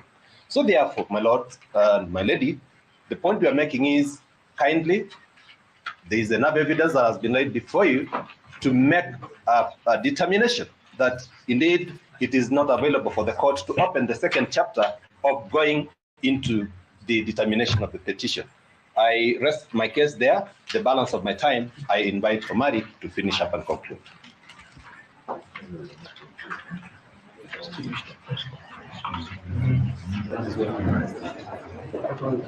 My lord and my lady, mine will be very, very brief. One, the court, in determining whether the DCJ has powers to constitute a bench, made a finding that the petitioner was found guilty of an offense of addressing the gallery. His lawyers, all of them, never addressed the court. The lawyers were not addressing you. It is the petitioner who was addressing you. You have already made a decision that the petitioner was addressing the gallery. Will he have confidence to appear before him? Nasir Senior, when he was constantly spotted by the Supreme Court that he was attacking the court decided to punish. When he appeared, all the members of the Supreme Court recused themselves. They never gave him audience. Will the deputy president have audience before you when the main substantive motion comes before you? You have already made up that his job is to address the public. The rationale for this matter going live and my brothers and sisters saying it's a public interest matter is because 55 million Kenyans are waiting to see the free learned judges appear impartial. It is our submission from our client Sharia Mtani that based on that, you recuse yourself. I'll give a small analogy. When I went to pay dowry for a friend of mine, we were told that that place, those people were witches. So that religion, when food is being prayed for, you must close your eyes. We never closed our eyes because behind us, we feared, my lord and my lady, that these guys might destroy us. The petitioner is scared of this page. That's all, my lord.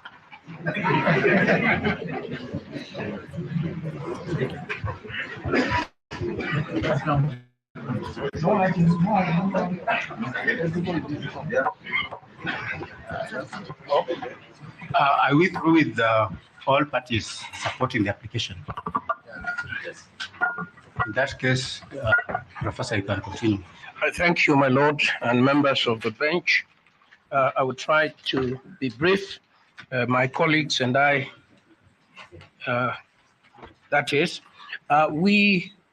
I think, would like to be truthful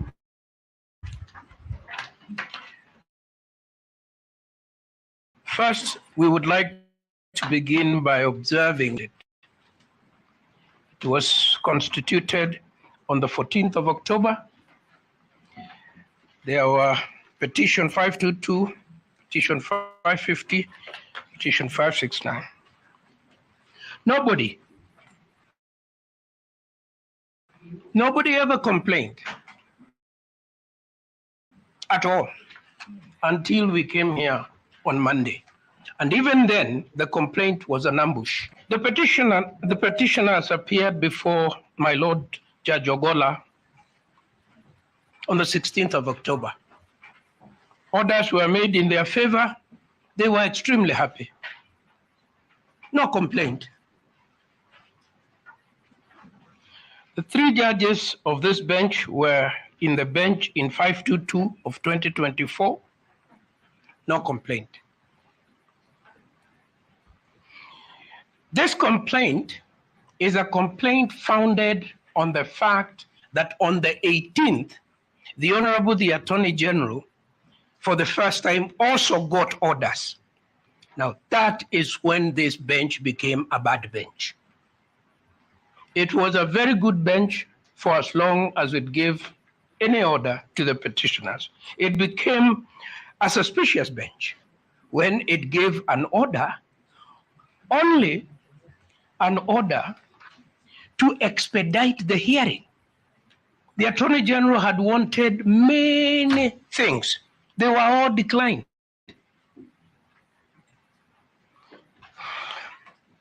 I will address you, my lords, on the understanding that we have two petitions. There's one petition I call the Kerugoya petition. And there is another petition I will call the Nairobi petition.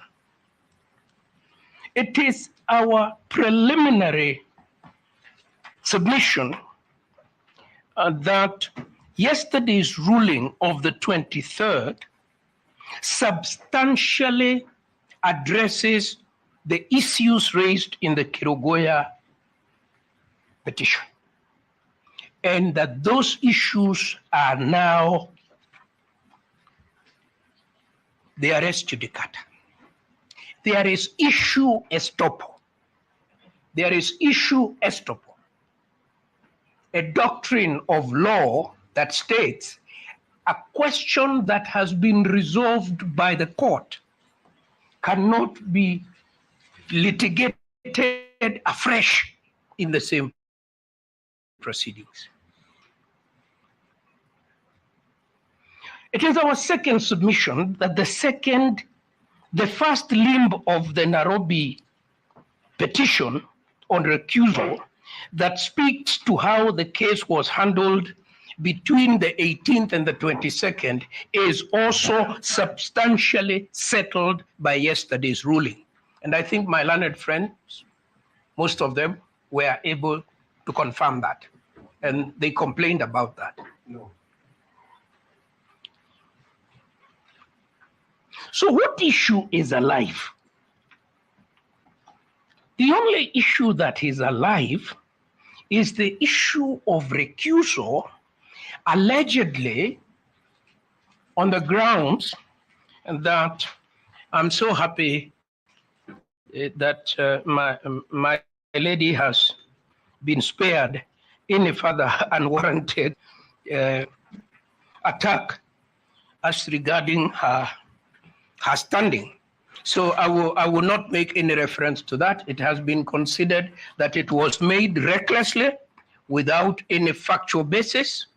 And I think that what an ethical advocate of the Honorable Court should do is to start by saying, I apologize to her leadership for these allegations that are contained in a document that bears my signature. But that is not for me to say. So let us proceed. At one point, I was very surprised to hear a submission that said that my Lord Justice Ogola is close to his wife. How can that be? How can that possibly be a bad thing? But a further extension of that argument was equally spurious. A professional person is entitled to an independent professional existence. Be it the husband, be it the wife, be it siblings, be it children, they have independent professional. And I am shocked that that can be a ground. Another ground now made is that the Honorable Justice Murima is a friend of the Speaker of the House. The Speaker of the House was my student. I don't know whether I should recuse myself. My Lord, if I may say this with respect, I have been a law teacher for 38 years. I apologize that that's not very long. There are 3/4 of the lawyers under the age of 50, I have taught them. I don't know whether I should recuse myself each time I appear against, including the Honorable Tom Agenda here, Senator. Could you confirm that? I confirm that you're my teacher. Yes. And Judge Murugaru, Senator, the Solicitor General, the Attorney General. This is the nature of our profession. This is the nature of our profession. The Speaker is a member of the legal profession. Okay. The Honorable Justice Murima is a member of the legal profession. How else are we to do our work? Paul Kibugi Muite, Senior Counsel, a personal friend for many years. On the day I got married, he brought me a copper coffee dispenser. Am I never to do any case with him? Should I always tell people? I know Paul Muite from when I was there. He came to my wedding, he brought me a gift. It cannot possibly be. That is not how this profession works.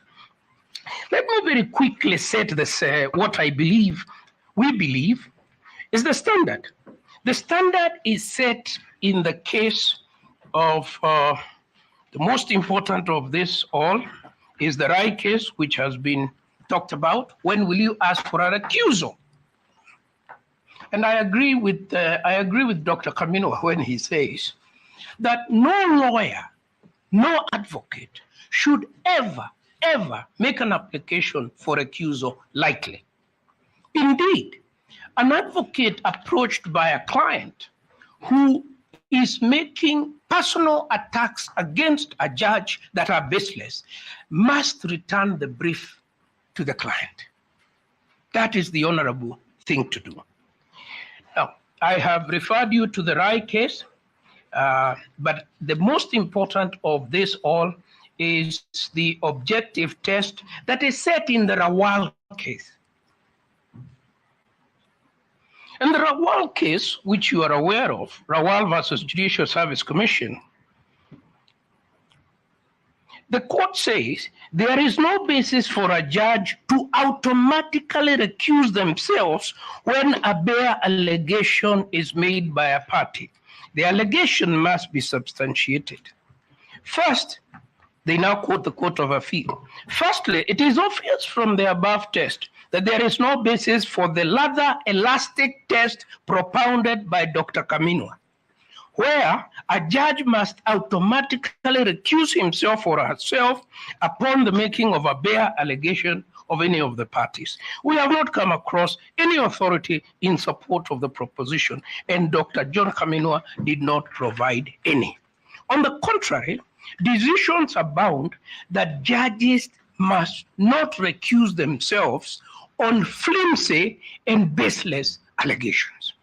It is our submission that a claim that the friendship that may exist between a party and a judge because they went to the same school, because they went to the same university, because they come from the same county, that is baseless. It must be demonstrated. Like was said in the case of Kaplan and Stratton versus Z Engineering Construction Limited.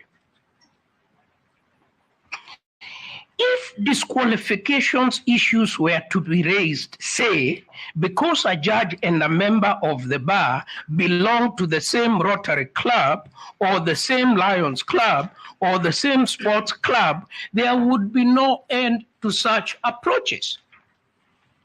There would be no end. In this case, it has not been demonstrated that there is any way in which the independence of any of the judges here can be said to have been compromised.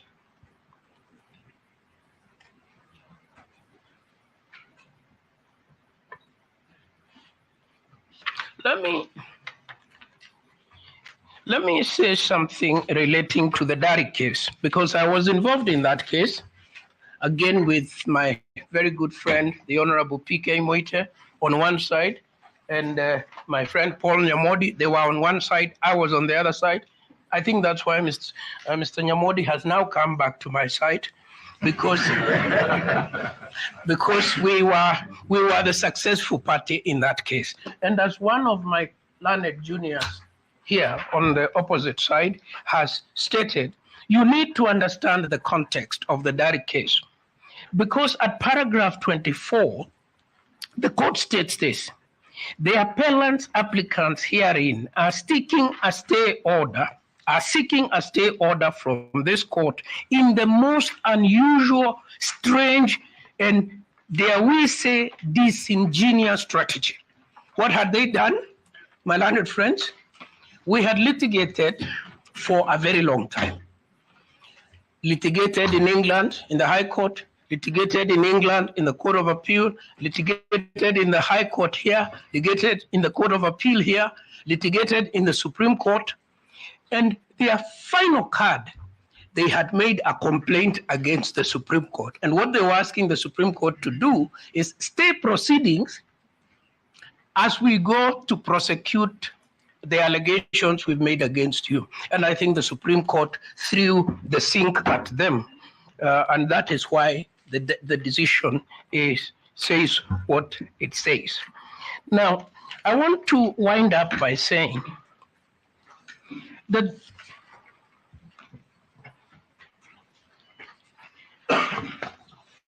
if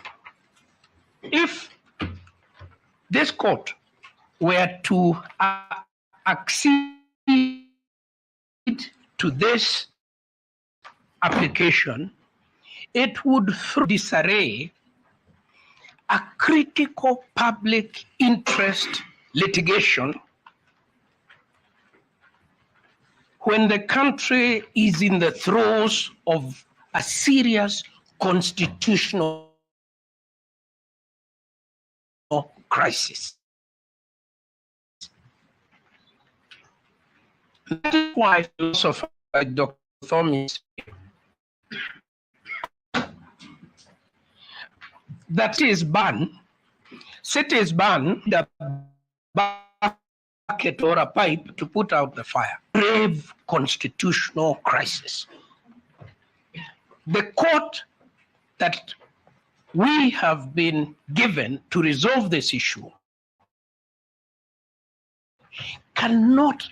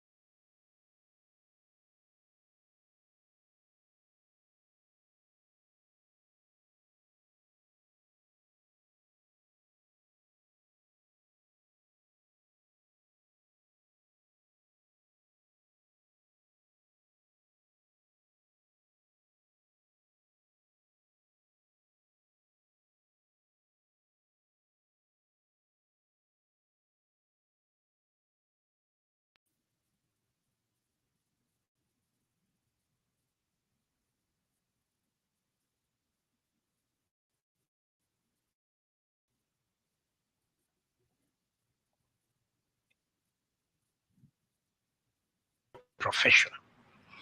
An applicant must demonstrate that because of that relationship, there is reason to believe,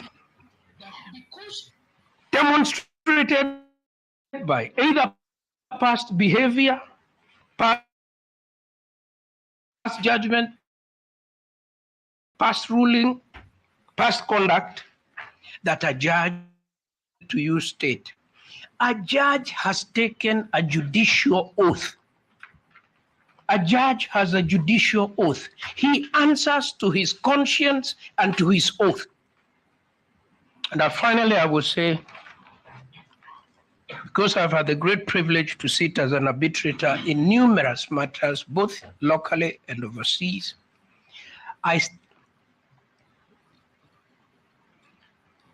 I have never found a standard that requires that that a person who has a historical connection with somebody without demonstrating more than that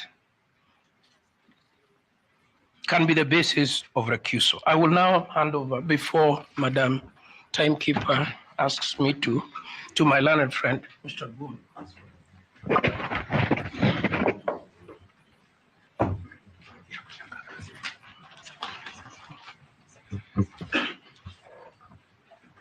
My lords and my ladies, for completeness of our record, we have filed grounds of opposition. We also have filed a list and bundle of all dated the 22nd of October 2024. My lords and my lady, permit me to start by saying that judges, just like they sit to determine disputes between parties who come before them. That is what makes us a country governed by the rule of law. In that duty, my lords and my lady, it is important that we ensure there is efficiency in the conduct of that very important responsibility. That is on the one hand. On the other hand, it is important that judges then guard against manipulation of processes. In the context of what we have proceedings like we have today, the manipulation of process could manifest itself in the form of forum shopping, where we say that I will file this matter before this court, and before this court. In my hope, one of them will give. And that if I run into headwinds in any particular direction, then I must, as of necessity, run away from that court. My lords and my lady, this is a position that has been adjudicated, the fact that the court has a duty to sit all the way to our Supreme Court. We have in our list and bundle of authorities provided, cited one of the cases as being a case of Gladys Beausoleil versus Judicial Service Commission and a second party. At paragraph 5 of that decision, the court says that the doctrine of duty of a judge to sit, though not profound in Kenya's jurisdiction, then there's a spelling mistake. Every judge has a duty to sit in a matter which they should duly sit in. Recusal should not be used to cripple a judge from sitting or to hear a matter. That duty to sit was buttressed by the fact that every judge took an oath of office to serve impartially and protect, administer, and defend the Constitution. In yet another decision, Peter Mwangi Gishuru versus the Attorney General and the Salaries and Remuneration Commission, at paragraph 61 of that decision, the court says, the court has a duty to sit on matters presented before it for resolution and should only recuse itself where circumstances permit, but not where it will create an unconstitutional moment by refusing to hear a litigant's case because the opposite party apprehends bias. In what context then should we understand that jurisprudence?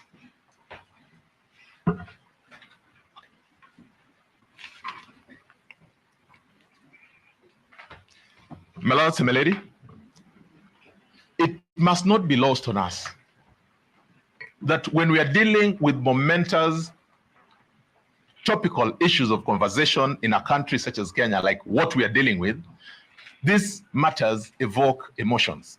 Just like in our election context, whenever a party loses, it is never so easy to accept the result of that loss. It is for that reason that sometimes people have all manner of aspersions cast against the court, against the independent, let's call it all other independent organs of the Constitution, because a decision has gone one way or the other, in instances not favorable to one party and favorable to another. We must appreciate that we are in an adversarial system where, as of necessity, a decision will be determined or will be made in favor of one party as against the other. That said, my lords and my lady, learned senior counsel Professor Githu Muigai has made reference to the fact that the matter that is before you, though dubbed as recusal, is a matter whose subject matter has been completely determined.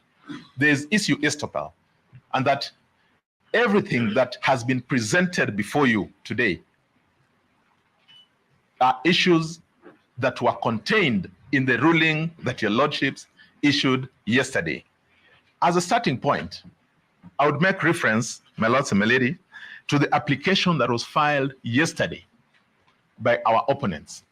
The application seeking to have this, questioning the empanelment of this bench.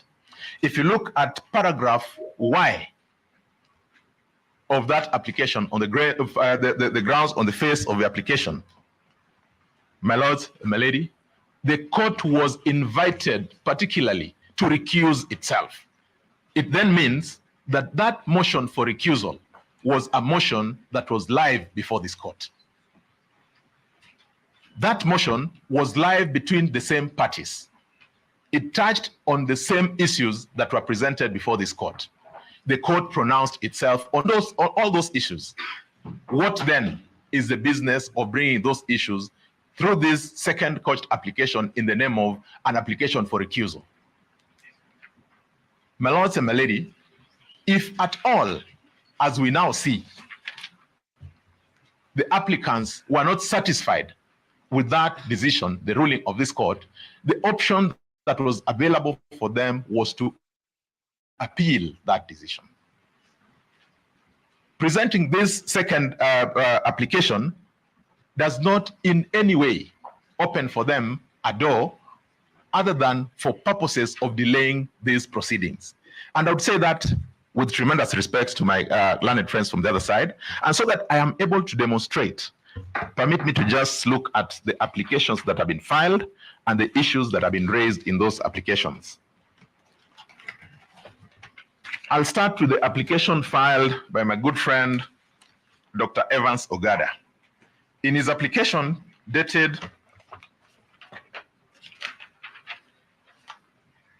the 21st of October, 2024, he raises as ground number one the issues of a certification of these matters on the 18th of October. That was an issue that was before you yesterday. At paragraph 3, so that we understand context, he also says that on the next day, being Saturday, 19th October 2024, the petitioners were surprised by the turn of events wherein they were served with an order of this honorable bench stating that the first and sixth respondents' applications dated 18th October 2024 was coming up for inter partes hearing. Again, that was an issue that was before you. At paragraph 4, it talks about the subsequent reference of the matter by the Chief Justice to the Chief Justice on the 18th of October. That was an issue that was before you. Finally, he questions the unclear circumstances that led to the placement of the file of this bench on a Saturday before you without the express directions of the Chief Justice. Again, my lords and my ladies, that was a matter that was before you. In the application by Mr. Njiru Ndegwa, again, the same thing. First ground, that the petitioners have learned that this bench sat on a Saturday, the 19th of October, 2024. That was an issue that was before you. Paragraph 2, it says that the petitioners were surprised by the sudden turn of events. Again, the same language used by the other application. In the other application, a matter that was before you. Paragraph 6, it says that the petitioners are apprehensive that this honorable court has clearly demonstrated that the case for the Attorney General is more important than our petition, yet they are raising similar issues. Again, that issue was before you and it was determined. Paragraph 8. Let me stop first there. How then do we treat all those issues that were before you? And if we're just so that then we understand that these matters were before you, when you delivered your ruling, which was shared with us this afternoon, from paragraph 73 all the way to paragraph 96, each and every of these issues were responded to. I mean, determinations were made. At paragraph 79, for instance, the court says, but backed by this sequence of events, we take great exception to the petitioner's conduct that when favorable to the petitioners, orders issued outside the normal working hours of a court raise no concern. However, when the same court acts in instance where it has been properly moved by the other parties and likewise proceeds to deal with an application at hand in the same vein, the petitioners show their indignation. That was a finding that was made. At paragraph 96, you even go further to say that one of the senior counsels went further by intimating that an exercise akin to the radical surgery may be forthcoming, a statement which we perceive as a veiled attempt at intimidating, intimidation coming from senior counsel. My lords and my ladies, what is left that you're supposed to determine again? It is an attempt to have a second bite at that which has already sailed.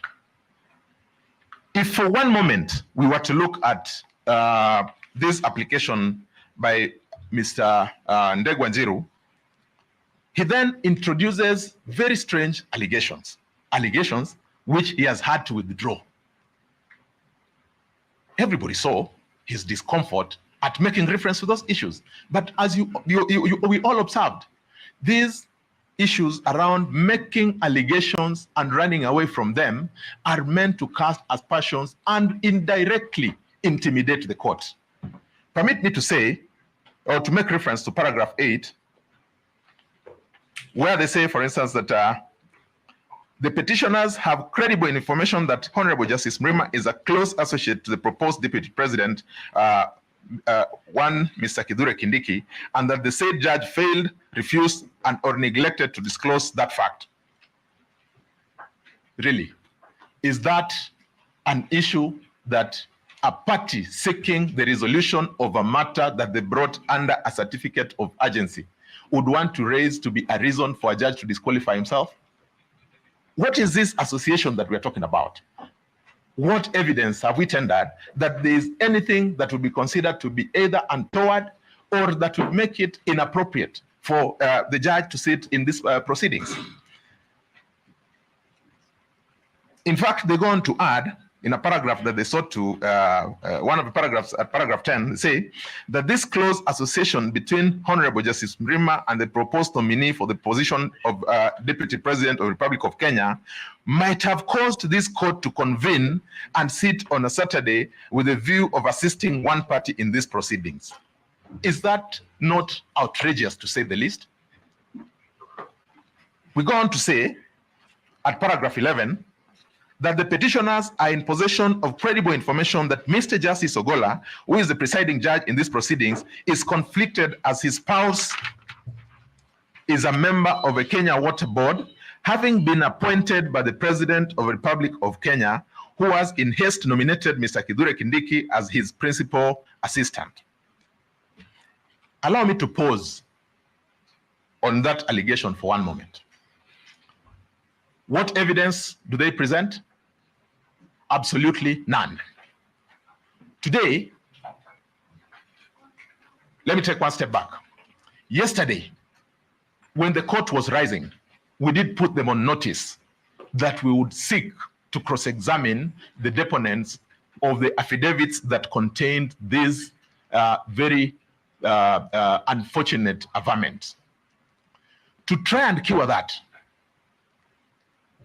they've then introduced a gazette notice. In that gazette notice, my lords and my lady, they then seek to say, gazette notices speak for themselves.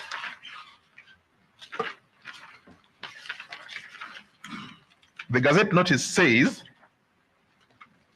that is gazette notice number 7515, in the exercise of powers conferred by those provisions of the law, I appoint Rose Ombaki and Florence Auma Oluoch to be members of the Kenya Water Towers Agency Board for a period of 3 years with effect from 9th of June 2023.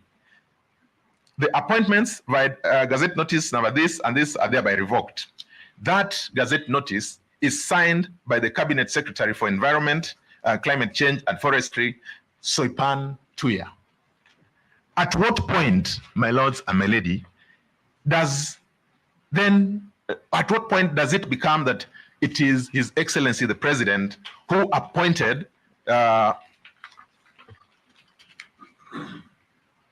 I want to use the words.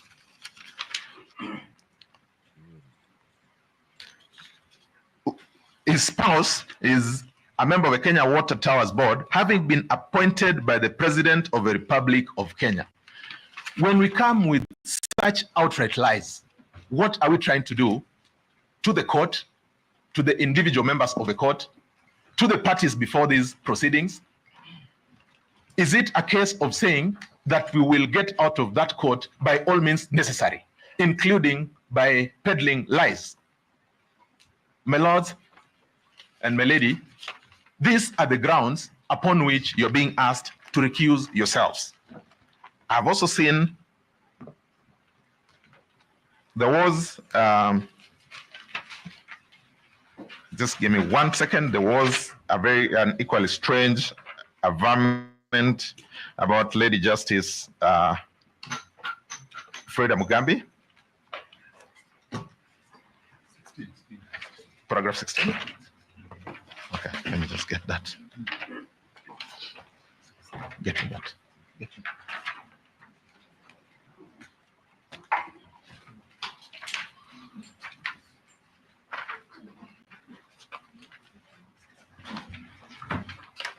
Thank you. That Lady Justice Mugambi is conflicted as such as she could. Wait a minute. No, it's not this one. But there is an averment to the effect that Lady Justice Freda Mugambi was a student. Okay. 16. Okay. Yes. That Lady Justice Mugambi is conflicted as such she could recuse herself as she was Mr. Kiduri Kindiki's LLM student at Moi University, a crucial issue that she refused or failed to disclose to the parties at the inception of a trial. My lords and my lady, the qualifications of our judges are no secret because they're state officers. You only need to go to the website of the Judicial Service Commission and you find the truth. My lord, my lady, when we saw these very strange averments, we took the trouble to go to the website of the Judicial Service Commission and we established that Her Ladyship Justice Wilfreda Mugambi got her LLM from Birmingham University in the UK. How then do we want to bring these lies and feed them to the people of Kenya, feed them to the court, and expect that on account of such flimsy, concocted material, then the court should recuse itself? Again, is it a case of us saying, by all means necessary, we shall not appear before that court?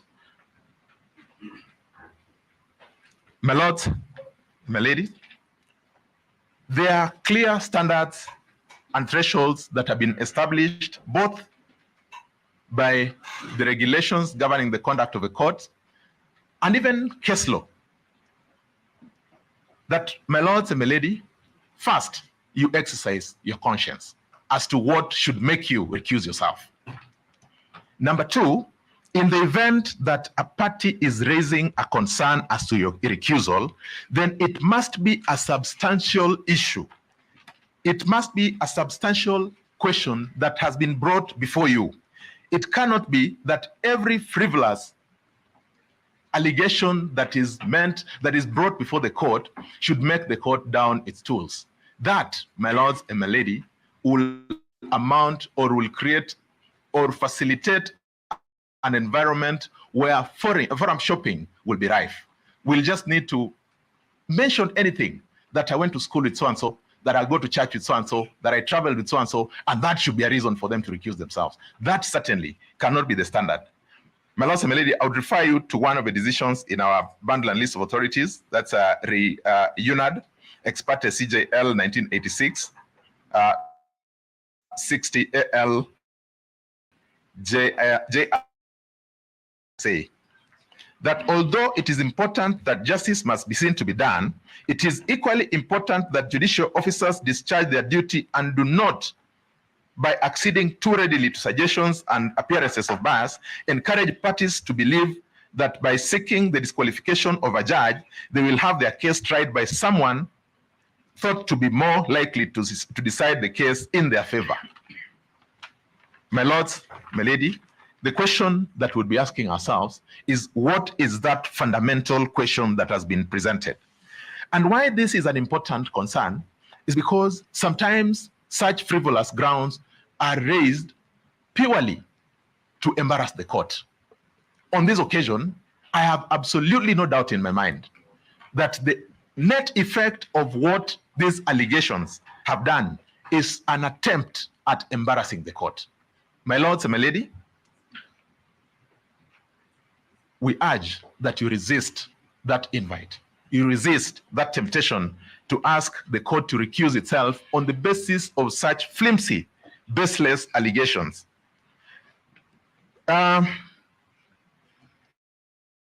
Just to further speak to the fact that this is an attempt at embarrassing, if not intimidating the court.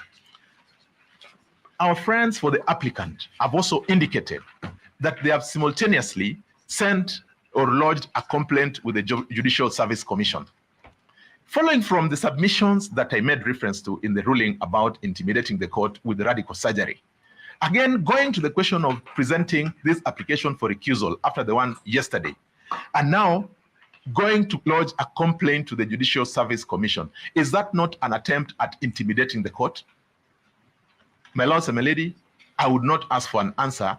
That is an issue that anybody, any reasonable person out there would be able to make an indication or a determination about in their own space. My lords and my lady, is it also possible that this could be one of those issues that the applicants, or rather the respondents, have complained of as being a delaying tactic? Because we raised concerns yesterday. We are raising them again today.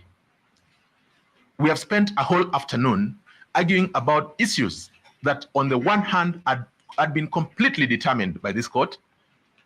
The second part of those issues are issues that did not have any grounding, any material, or in support whatsoever. Are those not meant to delay these proceedings by any means necessary? Having taken cognizance of the fact that we came to you, both parties, under certificate of urgency, these matters must be treated with the urgency with which we came. And so we ask, my lords and my lady, that you dismiss that application with the contempt it deserves. May I now invite my learned friend, Mr. Nyamodi, to speak to a few of the remaining issues. My lord.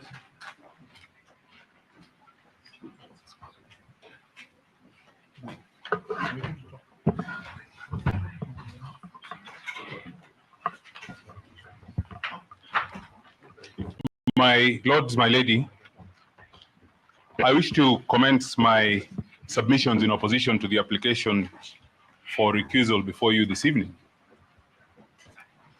by tendering an unreserved apology on behalf of the members of the bar who have been urging and opposing the application before you today. Despite my relatively few years at the bar, I appreciate that prosecuting an application for recusal,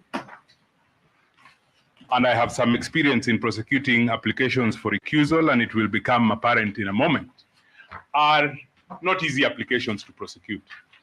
But the reason that I offer the unreserved apology is that it is my humble and respectful position that however difficult they are, there is no need for them to be prosecuted in as bad-natured a manner as these applications have been prosecuted before you. And for that, I am sorry. The only mistake that your lordships and my lady have made is to serve your nation as judges of the High Court and choose to sit in this matter. We have been told that there is no difference between this matter and any other matter, and I affirm that there is no difference. It is a matter just like any other matter. I wish to start by perhaps completing a submission that was made and not completed by my learned colleague, Mr. Gumbo, who submitted a few moments before. The issue of your recusal was not just an issue in the grounds, in the notice of motion that you determined yesterday, but it was contained in prayer 5 in that notice of motion.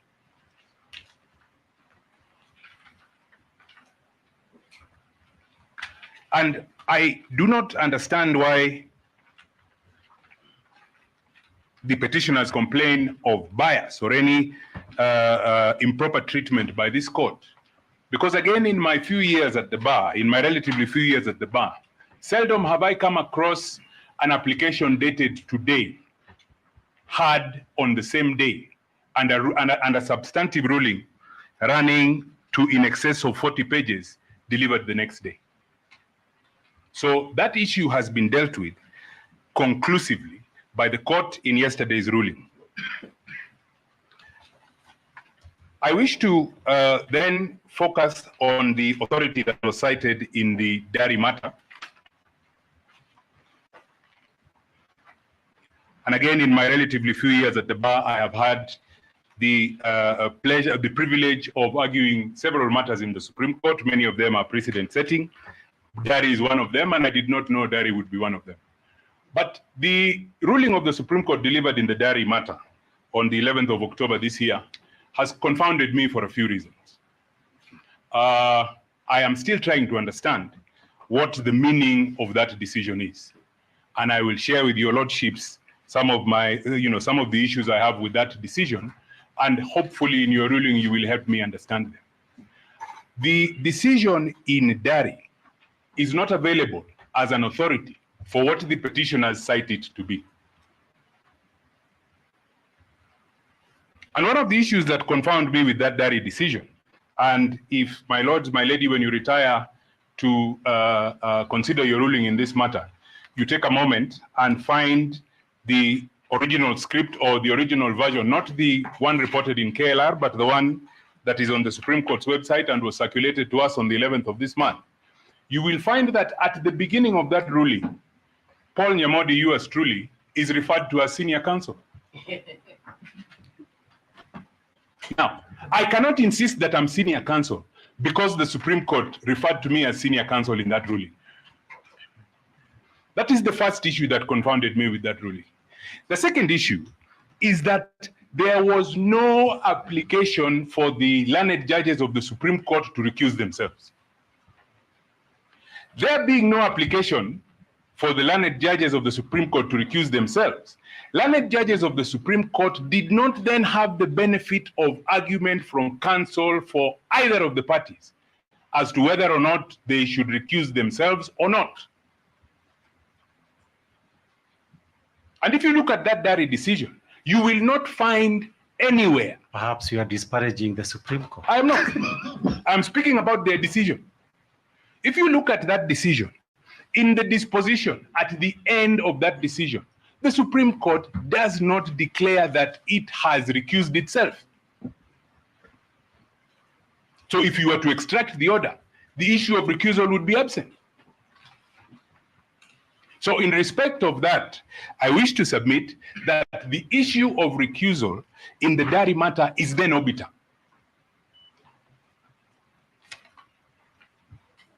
Having not been an issue before court, and having not been an issue that parties submitted to, it then cannot become an authority. It cannot then be cited as an authority for recusal.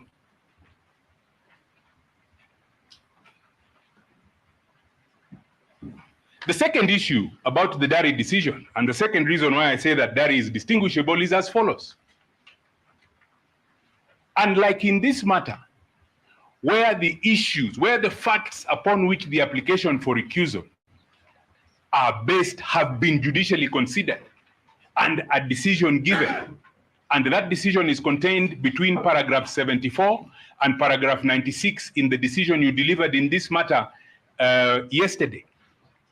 In Dari, the issues that the Supreme Court then suo motu relied on to recuse themselves had not received any judicial consideration. Yes, those facts went on to become a complaint before the Judicial Service Commission. In the same way, the facts that form the basis of your determination between paragraph 74 and 94 of your decision have gone on to the Judicial Service Commission as a complaint. But those facts now forming your decision, the proper thing to do is not to complain to the JSC, but to appeal. That is the proper thing to do. So to then file a complaint before the JSC and then reach for Dari out of context is wrong. And for those reasons, that Dari decision is distinguishable. And I urge you to distinguish it. The second decision that I wish to urge you to distinguish is the decision that was cited by my good and learned friend, Mr. Tom Masharia, the Navin Premji Kerry versus Virunga Limited decision. And the reason I want to urge you to distinguish that decision is as follows. A true reading of paragraph 5 and paragraph 6 of that decision show that the arbitration commenced on the 31st of March 2021. The traditional wedding, which the judge then took offense to, took place on the 18th of February 2022. So it is clear, and that is clear from a reasonable process of deduction, that the traditional wedding then took place during the currency of the arbitration. That is not the case here. The screen grab that has been produced of Mr. Justice Mrima and the Speaker of the Senate, if we are to believe that it is true, is dated the 9th of October 2021, more than 3 years ago.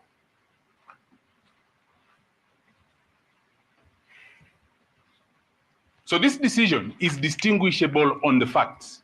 Judges do not live in glorious isolation. Your appointment as a judge does not mean that you cannot invite your friends to a wedding. On the 9th of October 2021, Mr. Justice Mrima did not know that he would have to go through the torment of sitting on this bench.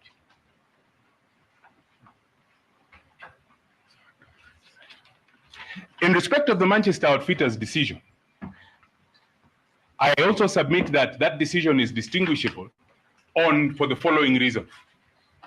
Mr. Justice Laka had been an advocate for one of the parties. Again, in an advocate-client relationship, the client pays the advocate fees.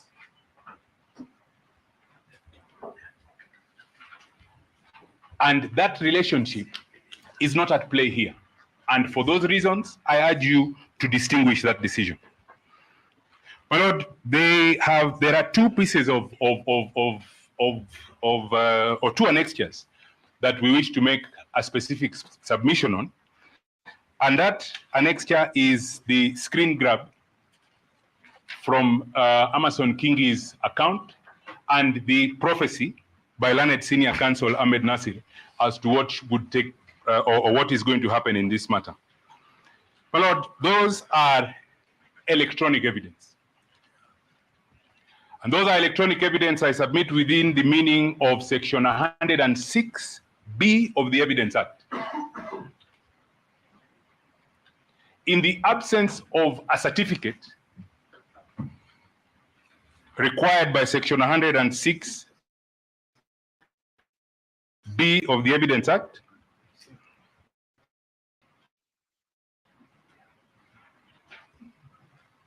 that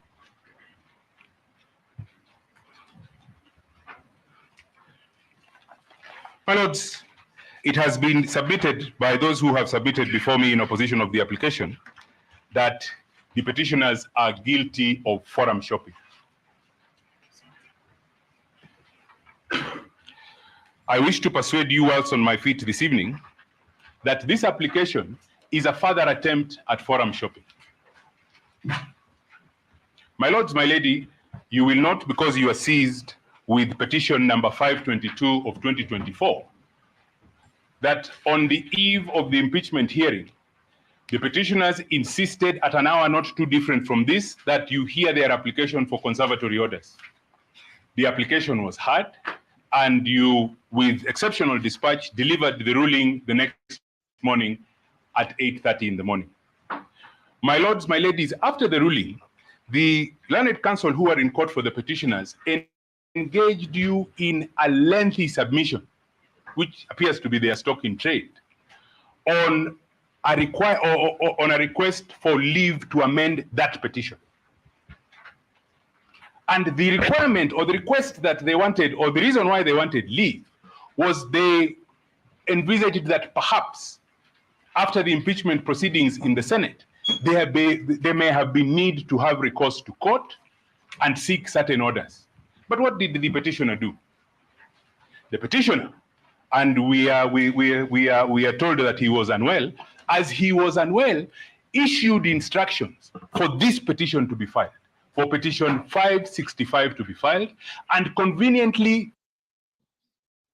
this petition did not come to this bench. This petition went before another court, and surprise, surprise, before that court, they got their orders. And it is those orders that they seek to defend here today. A request that they seek to defend here today. A request for you to recuse yourself is in furtherance of their attempt to forum shop.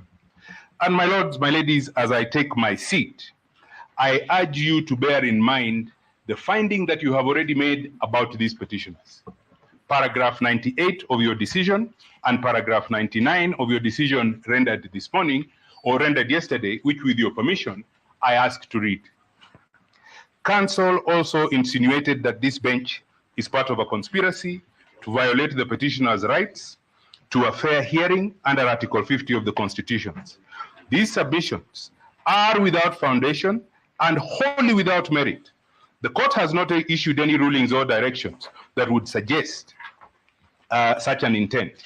It is apparent that this argument was made for the gallery, and we find it unnecessary to address it further. This is in furtherance of that disposition of the petitioners. This is a serious matter.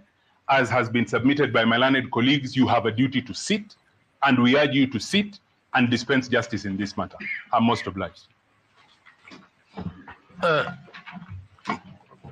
My lady and my lords, hot on the heels of submissions by Mr. Nyamodi, now senior counsel, I wish to state as follows. My lady and my lords, the serpentine and sinuous submissions by Ndegwa and by my learned friend, senior counsel John Aminwa, just in case he says I was breastfeeding, must be faulted for two reasons, my lord. My lord, one, Mr. Aminwa refers to the Richard Nixon impeachment as the first impeachment, when it is clear, my lord, that in the US, the first impeachment was that of President Andrew Johnson in 1868, coming after he dismissed a war general, Mr. Stanton. The Richard Nixon impeachment was the second impeachment coming in 1974, because you said that was the first impeachment, and Nixon resigned. It's just important for context, my lord. Yes, my Lord, it's just important for context that in the second impeachment of Richard Nixon, he resigned on the 8th of August, 1974, and thereafter, the next president, Ford, took over for the next 3 years. I think it is instructing my Lord to refer to this impeachment because of the case of. He resigned. I've said he resigned. After the Watergate scandal, the impeachment commenced and he resigned. And that is what gentlemen do when an impeachment is imminent. My Lord, I want to connect this to my submissions that we shall be relying on the political question doctrine and the finality of impeachments by Senate in a comparative context. My Lord, let me submit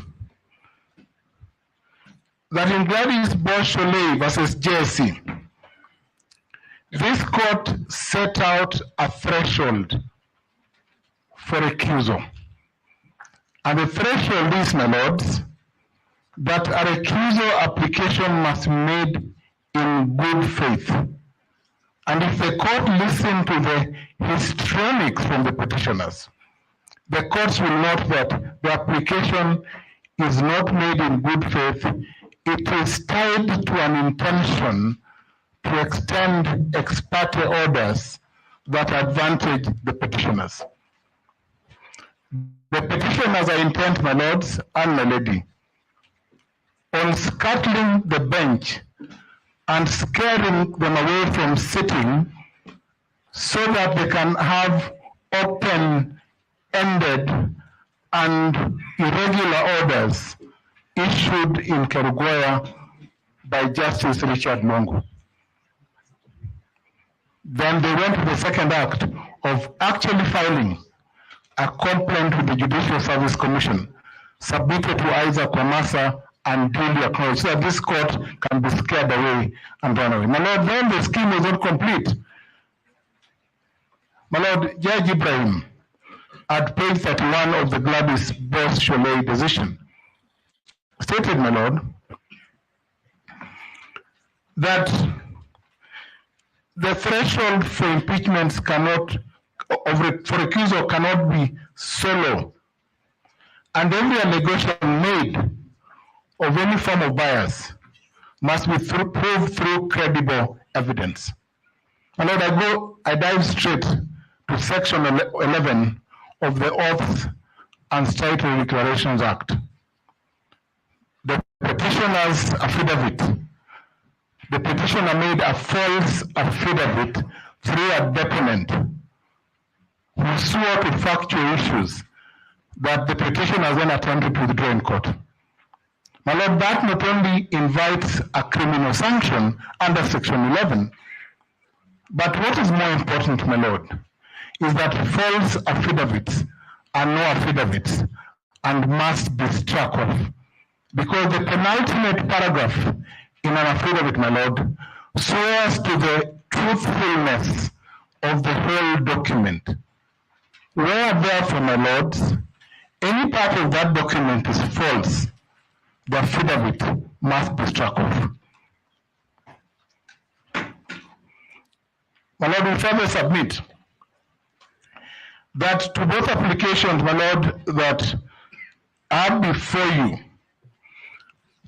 parties having been unable to meet a threshold that would warrant the disqualification of all the judges sitting in this bench, that the applications must fail. I have no doubt, my lords, that we have cited relevant authority. We have cited the authority in Jackson, Molalu, and others, a court of appeal decision on the threshold that learned friend Senior Counsel Hamina wants to lower. He invites the court that at every mention of the possibility of bias, that the court downs its rules. My Lord, if that were the case, no judicial proceeding would be conducted in this country. And learned friend, Senior Counsel Professor Gideon, I told you of the number of students that he has taught. I think I've taught more the young counsel in this room. And it would be impossible, my lord, if association by way of sharing a classroom or teaching were a threshold or a test for bias, that judges would accuse themselves, my lord. No judge, my lord, would sit on any bench to hear any case because we are all extracted from the same academic background and a dual trend. Unless my Lion friends are saying that. Oh, yes, my lord, in response to the suggestion that the Honorable Justice Mrima attended a wedding of the Speaker of the Senate, my lord, the Speaker attended the wedding of the Honorable Justice, my lord, the Honorable Justice Kingi, Amason Kingi, is a peripheral party in the proceedings. Indeed,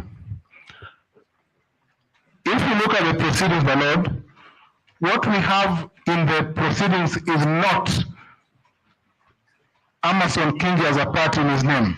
It is the office of the Speaker as a corporate office who is a defendant or a respondent in this matter. But number two, my lords, the Honorable Speaker Kingi merely presided over the proceedings in Senate and was not a voting member in the sitting of Senate that led to the impeachment of the former Deputy President.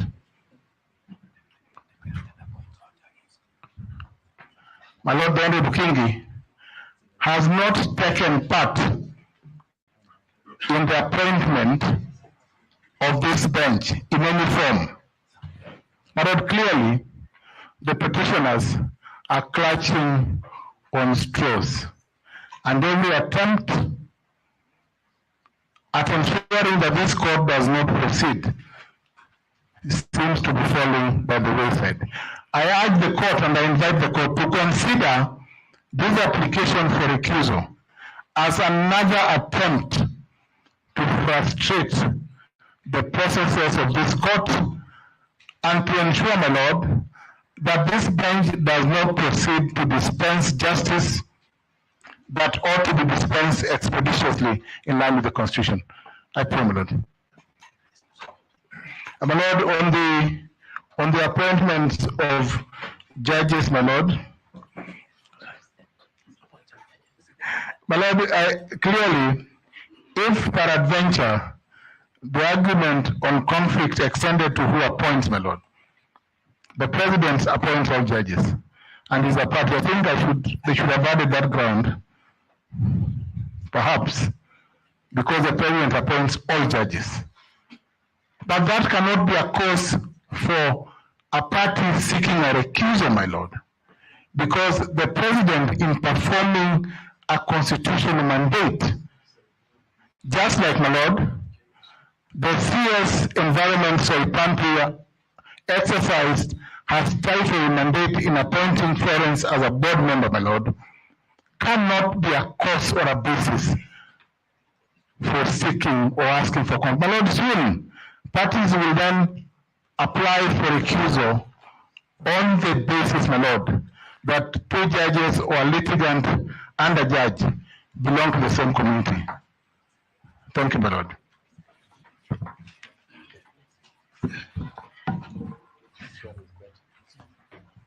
Sorry, none of them is quite near me, so I think I will.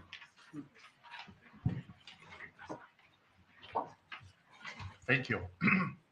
Thank you very much. Just a brief rejoinder to the application, and especially in view of what has actually been disclosed after the arguments. And my lady and my lords, I would be urging you kindly to actually go through these voluminous decisions we have given to you, because part of what some parties are submitting and saying it falls on all fours in relation to the matter before you is nothing far from the truth.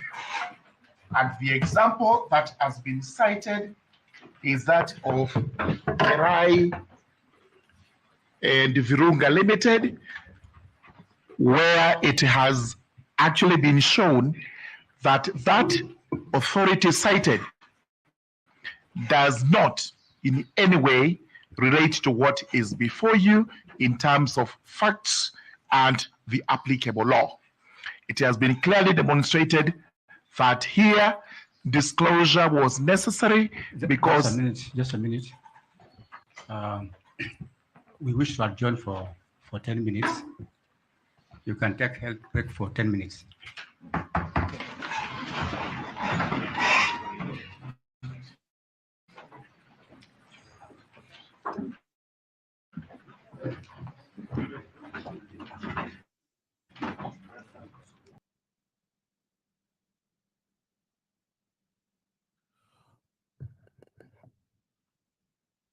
All right. The court adjourns for 10 minutes. It's been a marathon. Laban, I can see you saying at Benda. Bado. Like I said, and also Daniel was saying, this thing might take time. Because from my understanding, the petitioners given the judgment yesterday. Remember yesterday that these 3 panel judges ruled that they will be taking the case. Again, I was uncomfortable with this whole idea of arguing the case against this judges' jurisdiction over this matter, and they're ruling on that. I felt like maybe if you're going to make your case against these 3 judges, maybe you should address that to the Martha Koome, and I think they wrote a letter to the Chief Justice Martha Koome. So yeah. But I really felt it was kind of, I don't know.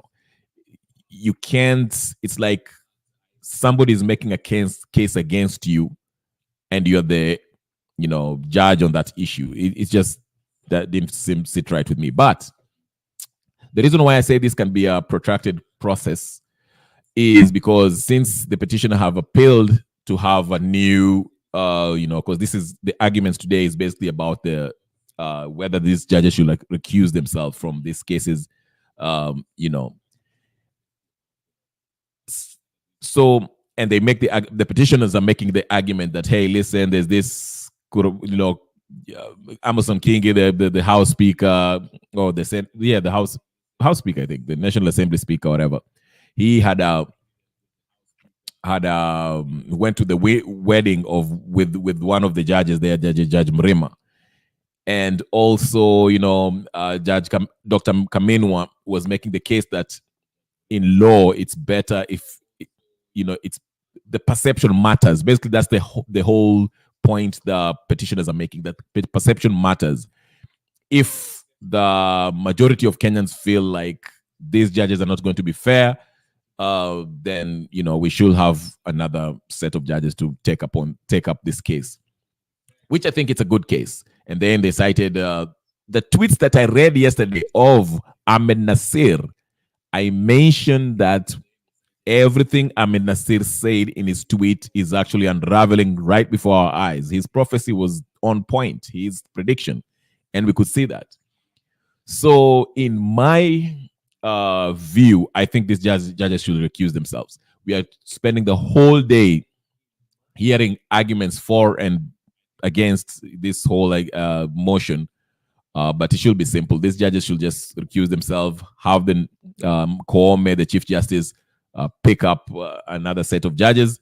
Then we get started with the matter. And so tomorrow, I guess, these 3 panel judges will make their decision on whether or not they are going to recuse themselves. And I believe, I don't know if they touched on the recusal, the conservatory order issue. I missed the first session in the morning, so I don't know what happened there, but I will do my research. In my understanding, I think tomorrow they're going to make that decision tomorrow. So we'll wait for tomorrow morning to find out if the conservatory orders will be lifted. Because remember, if they're lifted, then Kindiki can try to get himself sworn in, which might not be legal because, as we know, Kindiki cannot be the deputy president. He hasn't been vetted because the IEBC are the one who should be vetting him. Number two, he is a cabinet secretary or whatever. He's in the cabinet, president's cabinet. You cannot have the cabinet member of the cabinet become the deputy president. That doesn't work that way. Okay. And number three, he hasn't been the member of the UDA for the past 6 months, so he's disqualified. So even if he gets sworn in, if the conservatory orders are lifted and he gets sworn in, I don't know which judge will swear him in, but even if he gets sworn in, that issue will be taken to the court and they might just, reverse the whole process. And so all in all, this thing is going to take a while. I don't know if it's going to take a month. I think it might take mid next month. We might know where Rigathi Gachagua's fate stands. Okay, so we'll see. The courts just took a break. Laban is saying he will resign. Don't mislead. He will resign and raise the Bible simple. Yeah, but he still can. Actually, he cannot resign and go. Like I said, he cannot resign from his position and go to become the the deputy president. Again, he was not voted in by the people. The president and the deputy president come as a package. They have to be voted in. Okay. Now, in the event that deputy president is impeached, he has to nominate someone who has to be vetted by the IEBC, who has been a member of the UDA for the past 6 months, okay, and is not a member of his cabinet, okay? That's the rules. So if you look at that, Kindiki does not fit the bill. That's why I just read somewhere that there's talks that he's actually planning on withdrawing from his, whatever of becoming a DP, which makes sense, okay? In fact, let me just help you, Laban, since you're here. I know a lot of people are wondering. There's no way Kindiki is going to become the deputy president. There's no way. It's just, if he does, like I said, it will be another protracted process at the courts, and this saga will go on. But as it stands, like I said, depending on the decision tomorrow, if this goes, the faster this court recuses itself from this matter, this case, the better, because that one will make the things move. But if they refuse, the whole thing will be challenged again in the courts of appeal. And again, some people are saying this might go all the way to the Supreme Court. So we'll see how this goes. Like I say, the faster these people decide to get themselves, there's so many reasons. And one more thing I wanted to make, another important point that I wanted to mention. The judgment, when we were making the judgment about the validity of the deputy chief justice appointing them and paneling them, when Judge Frida, the lady among the judges there, when she was making her case yesterday, again, the petitioner has mentioned how she was very, condescending in her judgment. I mean, it was almost like she was wagging a finger at them, like, oh, I will not do that. That's like personal attack, blah, blah, blah. It's not worth.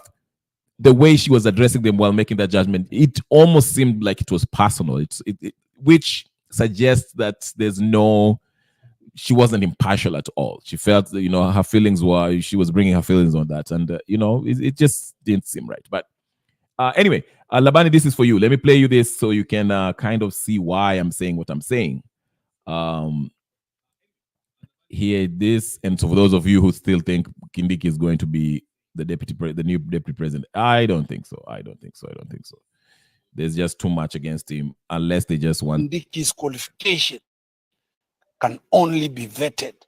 Kindiki's academic certificates, Kindiki's ID, Kindiki's voter registration, Kindiki's passport, Kindiki's qualification can only be vetted by the chairman of IEBC. The President cannot be. That is the next phase. The nominee that has been put across does not meet the constitutional and statutory requirement to be appointed as deputy president. That is the next phase. So that's what I'm saying, Mr. President, sack all those people around you and get people like Manzo to advise you the law properly. Thank you. Kindiki's academic certificates, Kindiki's ID, Kindiki's voter registration, Kindiki's passport, Kindiki's qualification can only be vetted by the chairman of IEBC. President cannot be. That is the next phase. The nominee that has been put across does not meet the constitutional and statutory requirement to be appointed as deputy president. That is the next phase.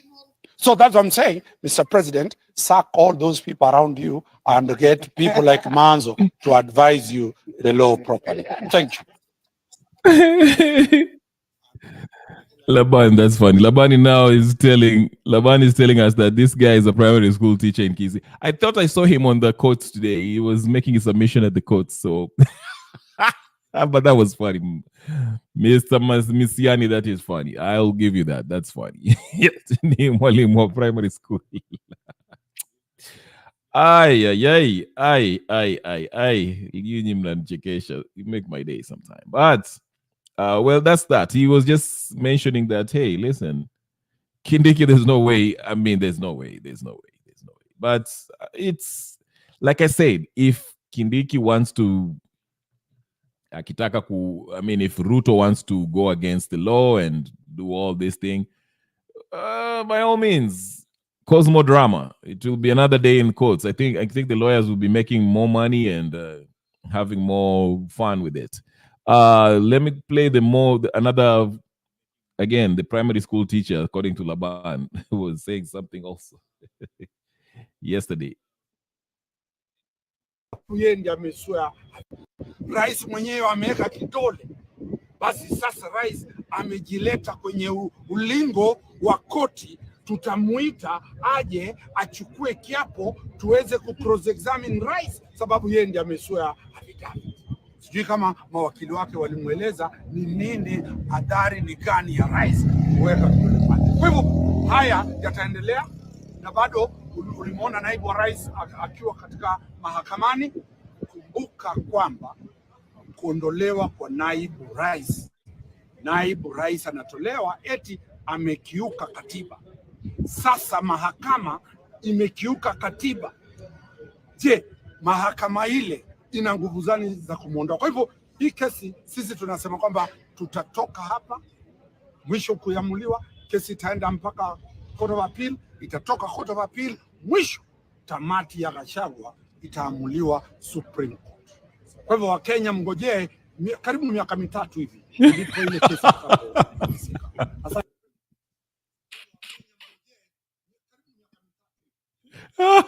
Haya, mmeambiwa mgoje miaka mitatu. You're told wait 3 years.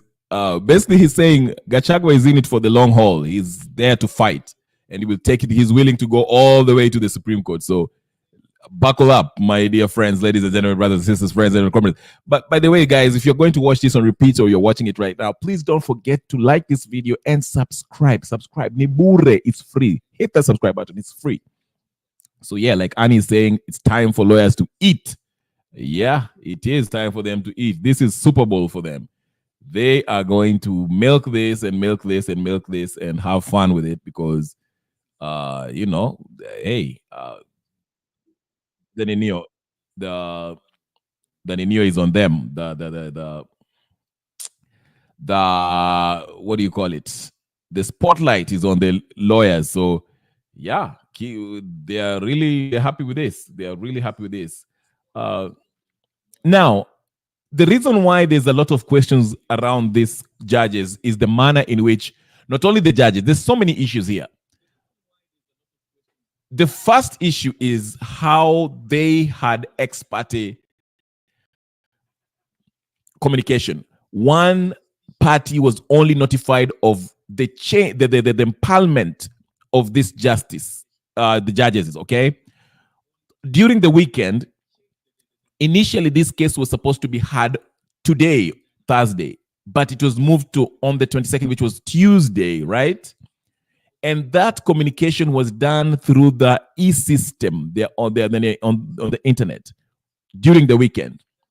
Now, the Gachagua's team did not get that information until Monday when they went to court. So that's why they started arguing on the legality or the, if the Deputy Chief Justice had the authority to empanel that 3-bench judges, okay? Which they judged that, the funny thing is that they were arguing this case before the very judges that they were questioning their jurisdiction on, okay? So the nature in which this was actually undertaken is suspicious. Not only that, they argue that the Deputy Chief Justice carried out the Chief Justice responsibility without explaining why she had to step in for the Chief Justice, because the Constitution says if the Deputy Chief Justice has to appoint or empanel a bunch of judges, she has to give a reason, because the Constitution only allows the Deputy Chief Justice to do so under specific circumstances. If the Chief Justice is incapacitated, meaning she cannot do that function physically or mentally, she's not there, or for whatever reasons, okay? Basically, if she's not in a position where she can carry out that, then the Chief Justice can do so. But that's not the case, because the Chief Justice was somewhere walking around. If you guys watched, she's not in Geneva like we were meant to believe. Actually, she was in Kenya somewhere, struggling around in some primary school. Okay?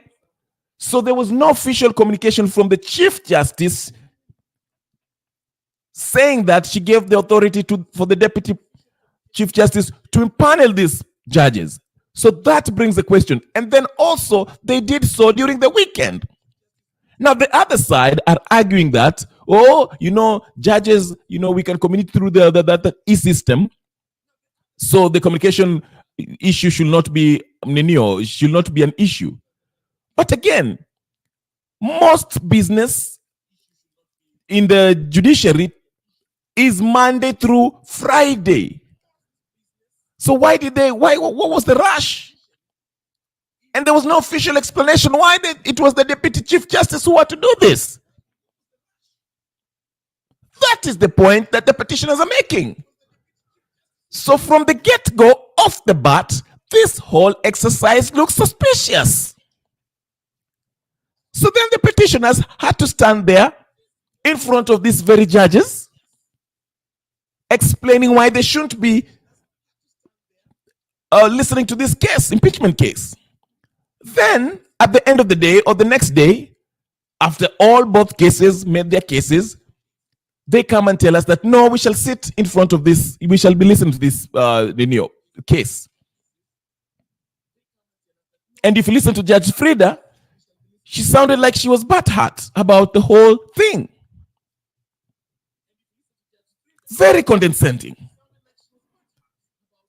You can't expect these 3 panel judges to be impartial if the petitioners are poking holes, questioning the impartiality based on not only the fact that Judge Mrima was in Amason Kingi's wedding, but the fact that they feel like they were empaneled unconstitutionally. So that alone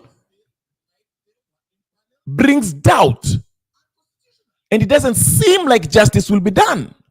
Or at least justice shall not be rendered on the petitioner side, because they raise very pertinent issues.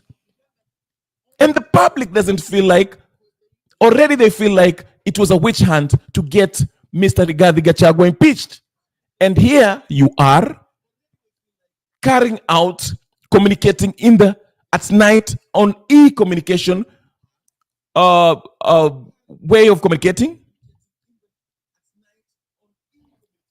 So if the courts wants to be seen to be interested in justice and really care about ascertaining justice, what these judges should do is recuse themselves from this case. Let Koomi pick not less than 3 judges to preside over this case. It is not about forum shopping. This is about fairness. It is in the public interest. What is the hurry about? Like Dr. Kaminwa told us, what is the hurry about? Where are we going? Is the world ending? Why so in a rush to remove Gachagua? As much as I detest the man, but he deserves a fair trial. Here is the Chief Justice who we are being told is in Geneva, who could not impanel a judge to oversee this case. Let me show you really quick as we continue. I don't know if the court is going on again, but I will play this very quickly before we go back to the Milimani courts and hear the closing remarks by the respondents. Okay? Because if I'm not wrong, tomorrow is when the judges will make their decision on the question of recusal, which is being argued. Yes.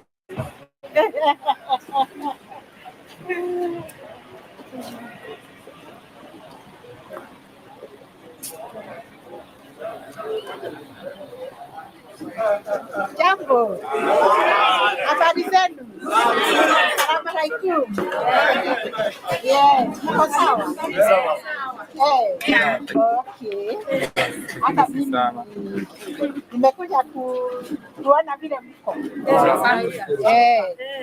Decided to come and see how you're doing. Yes. Mko aje? Mko sawa? Na mstumiwa vizuri. Tuko na njaa.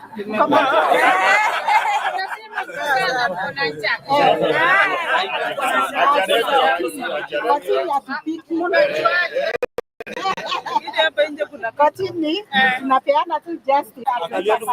Kulipa fine nini? Hiyo tutaangalia. Sijui kama tunalipa na M-Pesa ama tunafanya nini? Wa IT ndio tuone vile tutaharakisha hiyo maneno.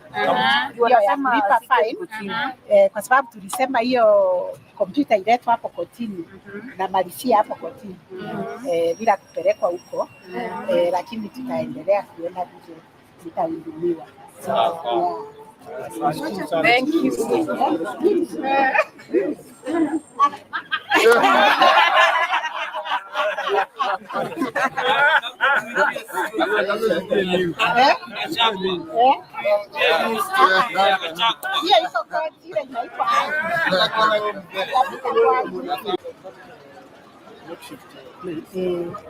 Which used to yeah, we must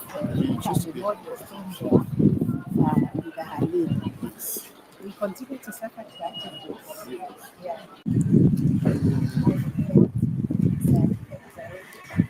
Yes. Even though it's still have a problem.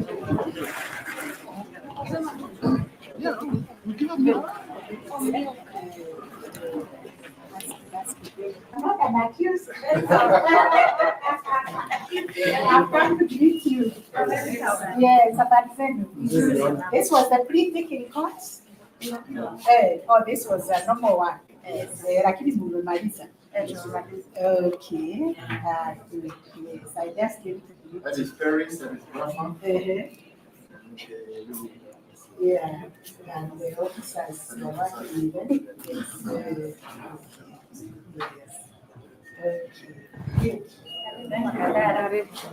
This is the traffic registry. cash funds. And this is the cashier. And the proceeding section, Oh. right behind me. Okay. Yes. How do we deal with the traffic? We also have the same, because it has to be uploaded from what leaf. Yes. Those charges, Yes. those traffic offenses, they are. But also some of them should be criminal. So that you can find that you proceed. Just proceed. Yeah. Yes. Yeah. So we are.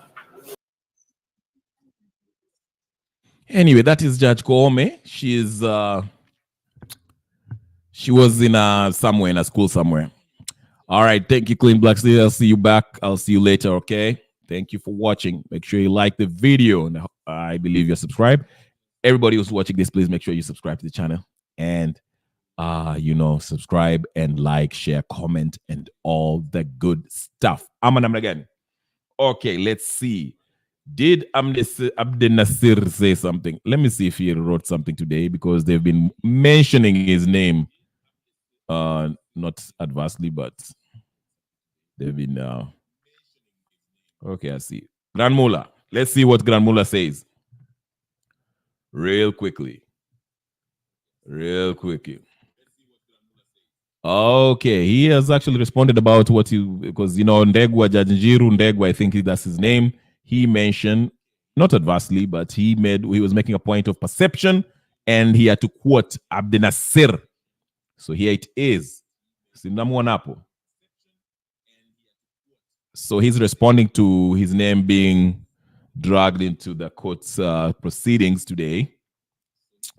I'm just waiting for this thing to load up. I don't know what's going on. Come on. All right, that sucks. Come on, let's do this. Sorry, guys. Hold on. Let me just put the whole thing. All right, that's it. So, as you can see, let me enlarge in this thing and read it real quick. And we shall also go to another recess. So here's what I'm going to say this morning after, his name was mentioned in the court proceeding. He said, I don't want to comment on matters that are live before the court, and I will share let me start again. I don't want to comment on matters that are live before the court, and I will share with my followers on X after the ruling is delivered on the factors, legal principles that are considered when an application for recusal is before an English judge in London and a Kenyan judge in Nairobi. The legal principles are different, like day and night, hell and heaven. I don't know where he's going with this, but who cares? Anyway, like I mentioned yesterday, people just follow what Abdel Nasir says, and to be honest, to be fair, everything that he said yesterday, the day before yesterday, came to fruition.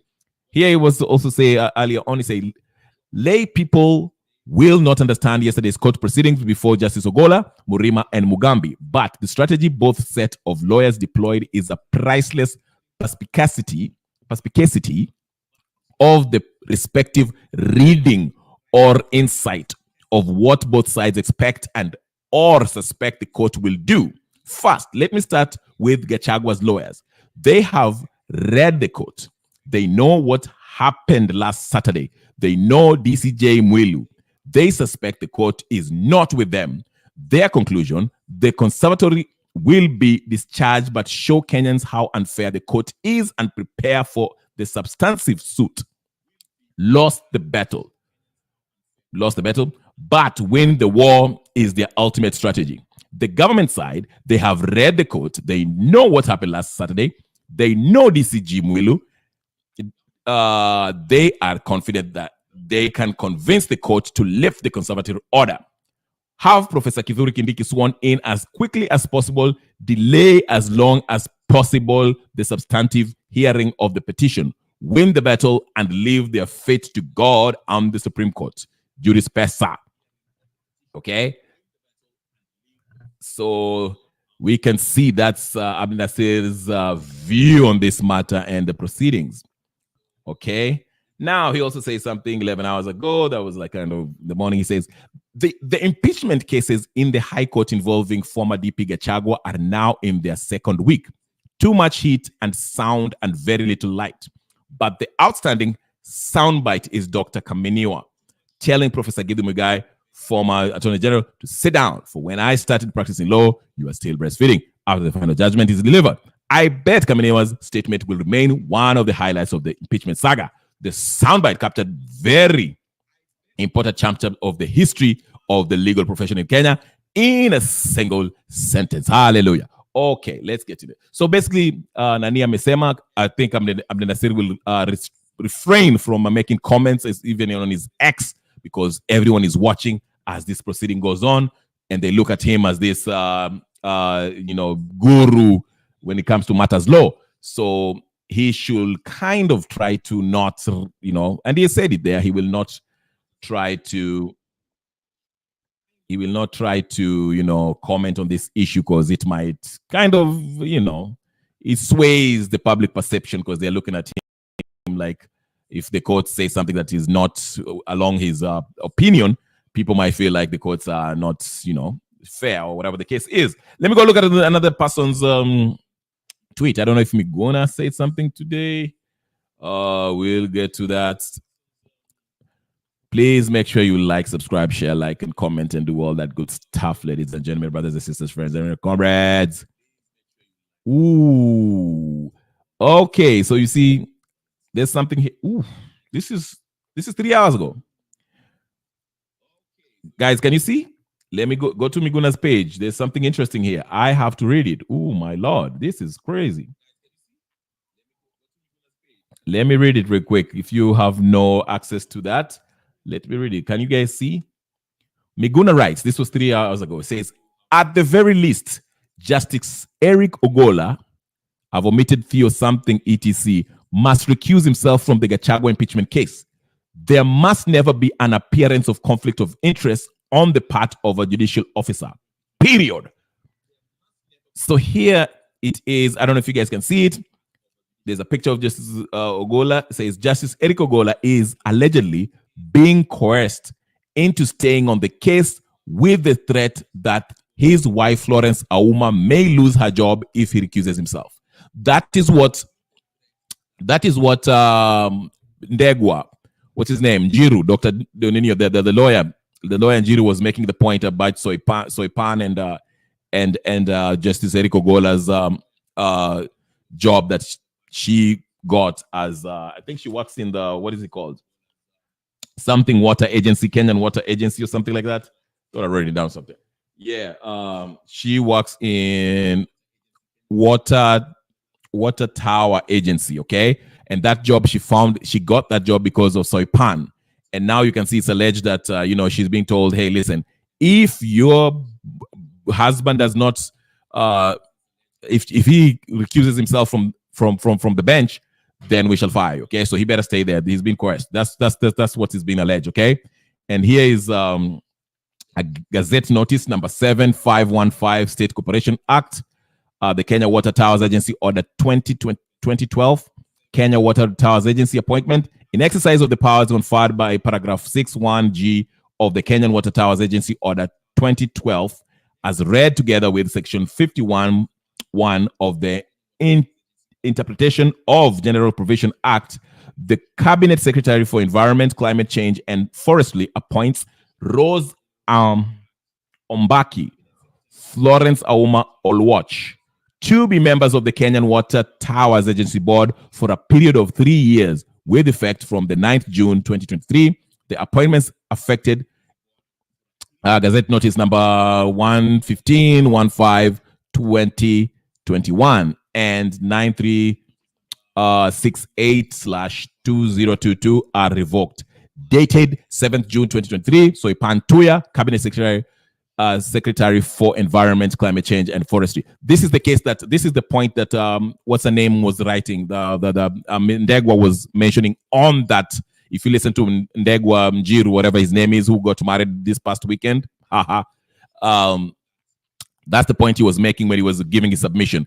And you could see George Murugara was making hay out of it. He was actually not making hay, but was laughing. Or the Githu also was ridiculing that claim, saying that, hey, what's wrong with him getting along with his wife, or what, something like that, and saying what is wrong. You know, you understand that, okay? So here it is. I'm going to continue to say it's called a full-fledged tyranny by William Ruto. It's been only daily display for more than one whole year. The only way to stop it is to remove Ruto from power by any means necessary, okay? So this is what is happening. That's what's going on. Okay, and again, he saw the real test for the judiciary is whether it will cleanse and approve the criminal Adani scandal. If it does that, it will be clear signal that the butcher of Sogoi has captured the judiciary the same way he has colonized parliament. Absolutely.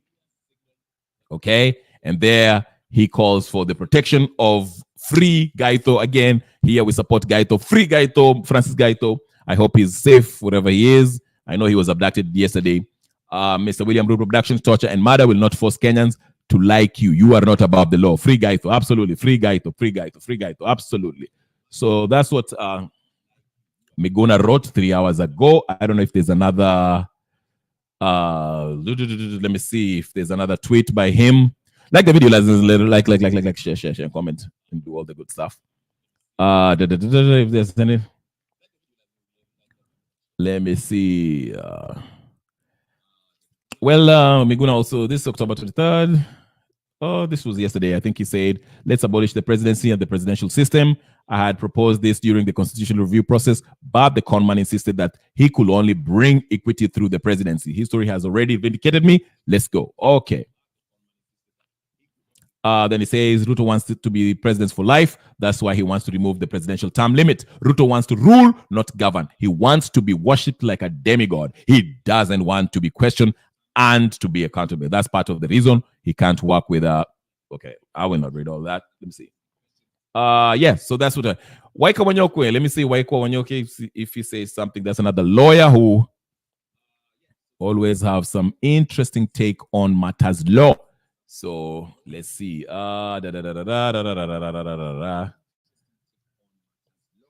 Okay, here's what he said. I think this was yesterday. He said in strategic litigation. Sorry, in strategic litigation, the winning side is not necessarily the winning side. Okay, you heard that. In strategic litigation, the winning side is not necessarily the winning side. Let that sink in. Okay. All right. What did he say? When did politicians discover that we do not have a function in the IEBC? Will logic or just mere common sense have us rush to replace DP or reconstitute IEBC? You get to that. Okay. All right. So a lot is happening, ladies and gentlemen. I don't know if they're back from recess. Let me check real quick so we can go back to the Milimani courts and see if they are back with their cases. Not yet. Let's wait and see as things go on. But let's see. It was supposed to be a 10-minute recess, but I don't know. When these guys say 2-hour recess, they make it 4 or 5, whatever the case is. When they say 10-minute recess, it's been more than I don't know how many. But as you guys are watching, please like, share, subscribe, comment, and do all of that. I've made the case that this thing, I agree with the petitioners here. Perception matters. The perception so far, if you were to take a sample or a poll on a question, all Kenyans, the general feeling is that there's a witch hunt against Rigathi Gachagua, and even this process of arguing or making this court case, whatever, the way this 3-panel judge has been constituted by the DCJ, it seems kind of fishy. And Abdul Nasir is right. I think, like he said, the petitioner's job right here now is to create this perception that, hey, listen, something fishy is going on. Just cast a little doubt and maybe you might get their way, because perception is everything, again. So if the judiciary really cared about what people think, they would definitely, or these judges at least, will recuse themselves from this court case and let Koome pick another panel of judge to preside over this case. That will seem the fairer thing to do. But again, we don't know what's going to happen. I think tomorrow, that's when the matter will be adjudicated on. At least they'll pronounce themselves on the issue, and we'll find out if these judges will recuse themselves or not. But by all indications, this does not look good. I mean, the whole Ogola thing, the whole it's a mess. It's a mess. It's a mess. They are better off just to not sit on the. And Kamaniwa made that point. He spent quite some time just trying to make that case that it's better off. It's beneficial for the courts, especially these judges, to be specific, to just recuse themselves. But we'll continue to follow up. Anyway. It's been, I've been here for how many hours now? Okay. Dang, I've been here for like 4 hours straight. But anyway, do me a favor, ladies and gentlemen. This is the first session. I might come in later on. I'll just leave it here because, yeah, it is what it is. But do me a favor, do me a favor, do me a favor, my lords. I'll call you my lords. Thank you so much for watching. You guys are wonderful. Thank you for being with me. Please do me a favor. Hit that subscribe button. It is free. Just hit it. Pop, subscribe. Here we talk about politics, and we talk politics every day. Every day I'll be here, morning, evening, or whatever night, wherever you are from any part of the if you have an internet, subscribe. Make sure you put your notification on so when I come in, you can hear that ping sound, and I'll be on. And you can always join me. I put the link there, and you can join me, and we can have a discussion. Okay? And like the video, like the video. Let's Gachagua see this video. Okay, Gachagua, come over here. Gachagua, come over here. Gachagua. Let Gachagua knows about this, okay? Knows about this channel. Subscribe. Gachagua, we are with you. Not politically, but as far as justice is concerned, we are with you. We want you to have a fair trial. Even though you are an incorrigible piece of work, but we'll work with you. We want you to have justice. We've had Mutuse. Mutuse is full of it. We don't agree with Mutuse. So, Gachagua, please, somebody share this with Gachagua. Come here, we'll interview you. The king of Mrima. I know most people don't like you. I don't like your politics, and I know you like your history. I know you're corrupt, but it's okay. It's okay. But we want you to have justice. That's all that we care. We care about justice. We don't care about you necessarily, but we want you to have a fair trial, fair under the justice system. Gachagua. Anyway, ladies and gentlemen, brothers and sisters, like, share, comment, and put your notification on, and share it with your friends so we can watch it. I'll come back later, and we'll talk more about what transpired today. And I'll invite you guys in so you can give your views, your 2 cents. Okay. My name is Kenya Revolutionary. I'll see you guys later. Peace and blessings, and I will see you later. Be safe and pray always.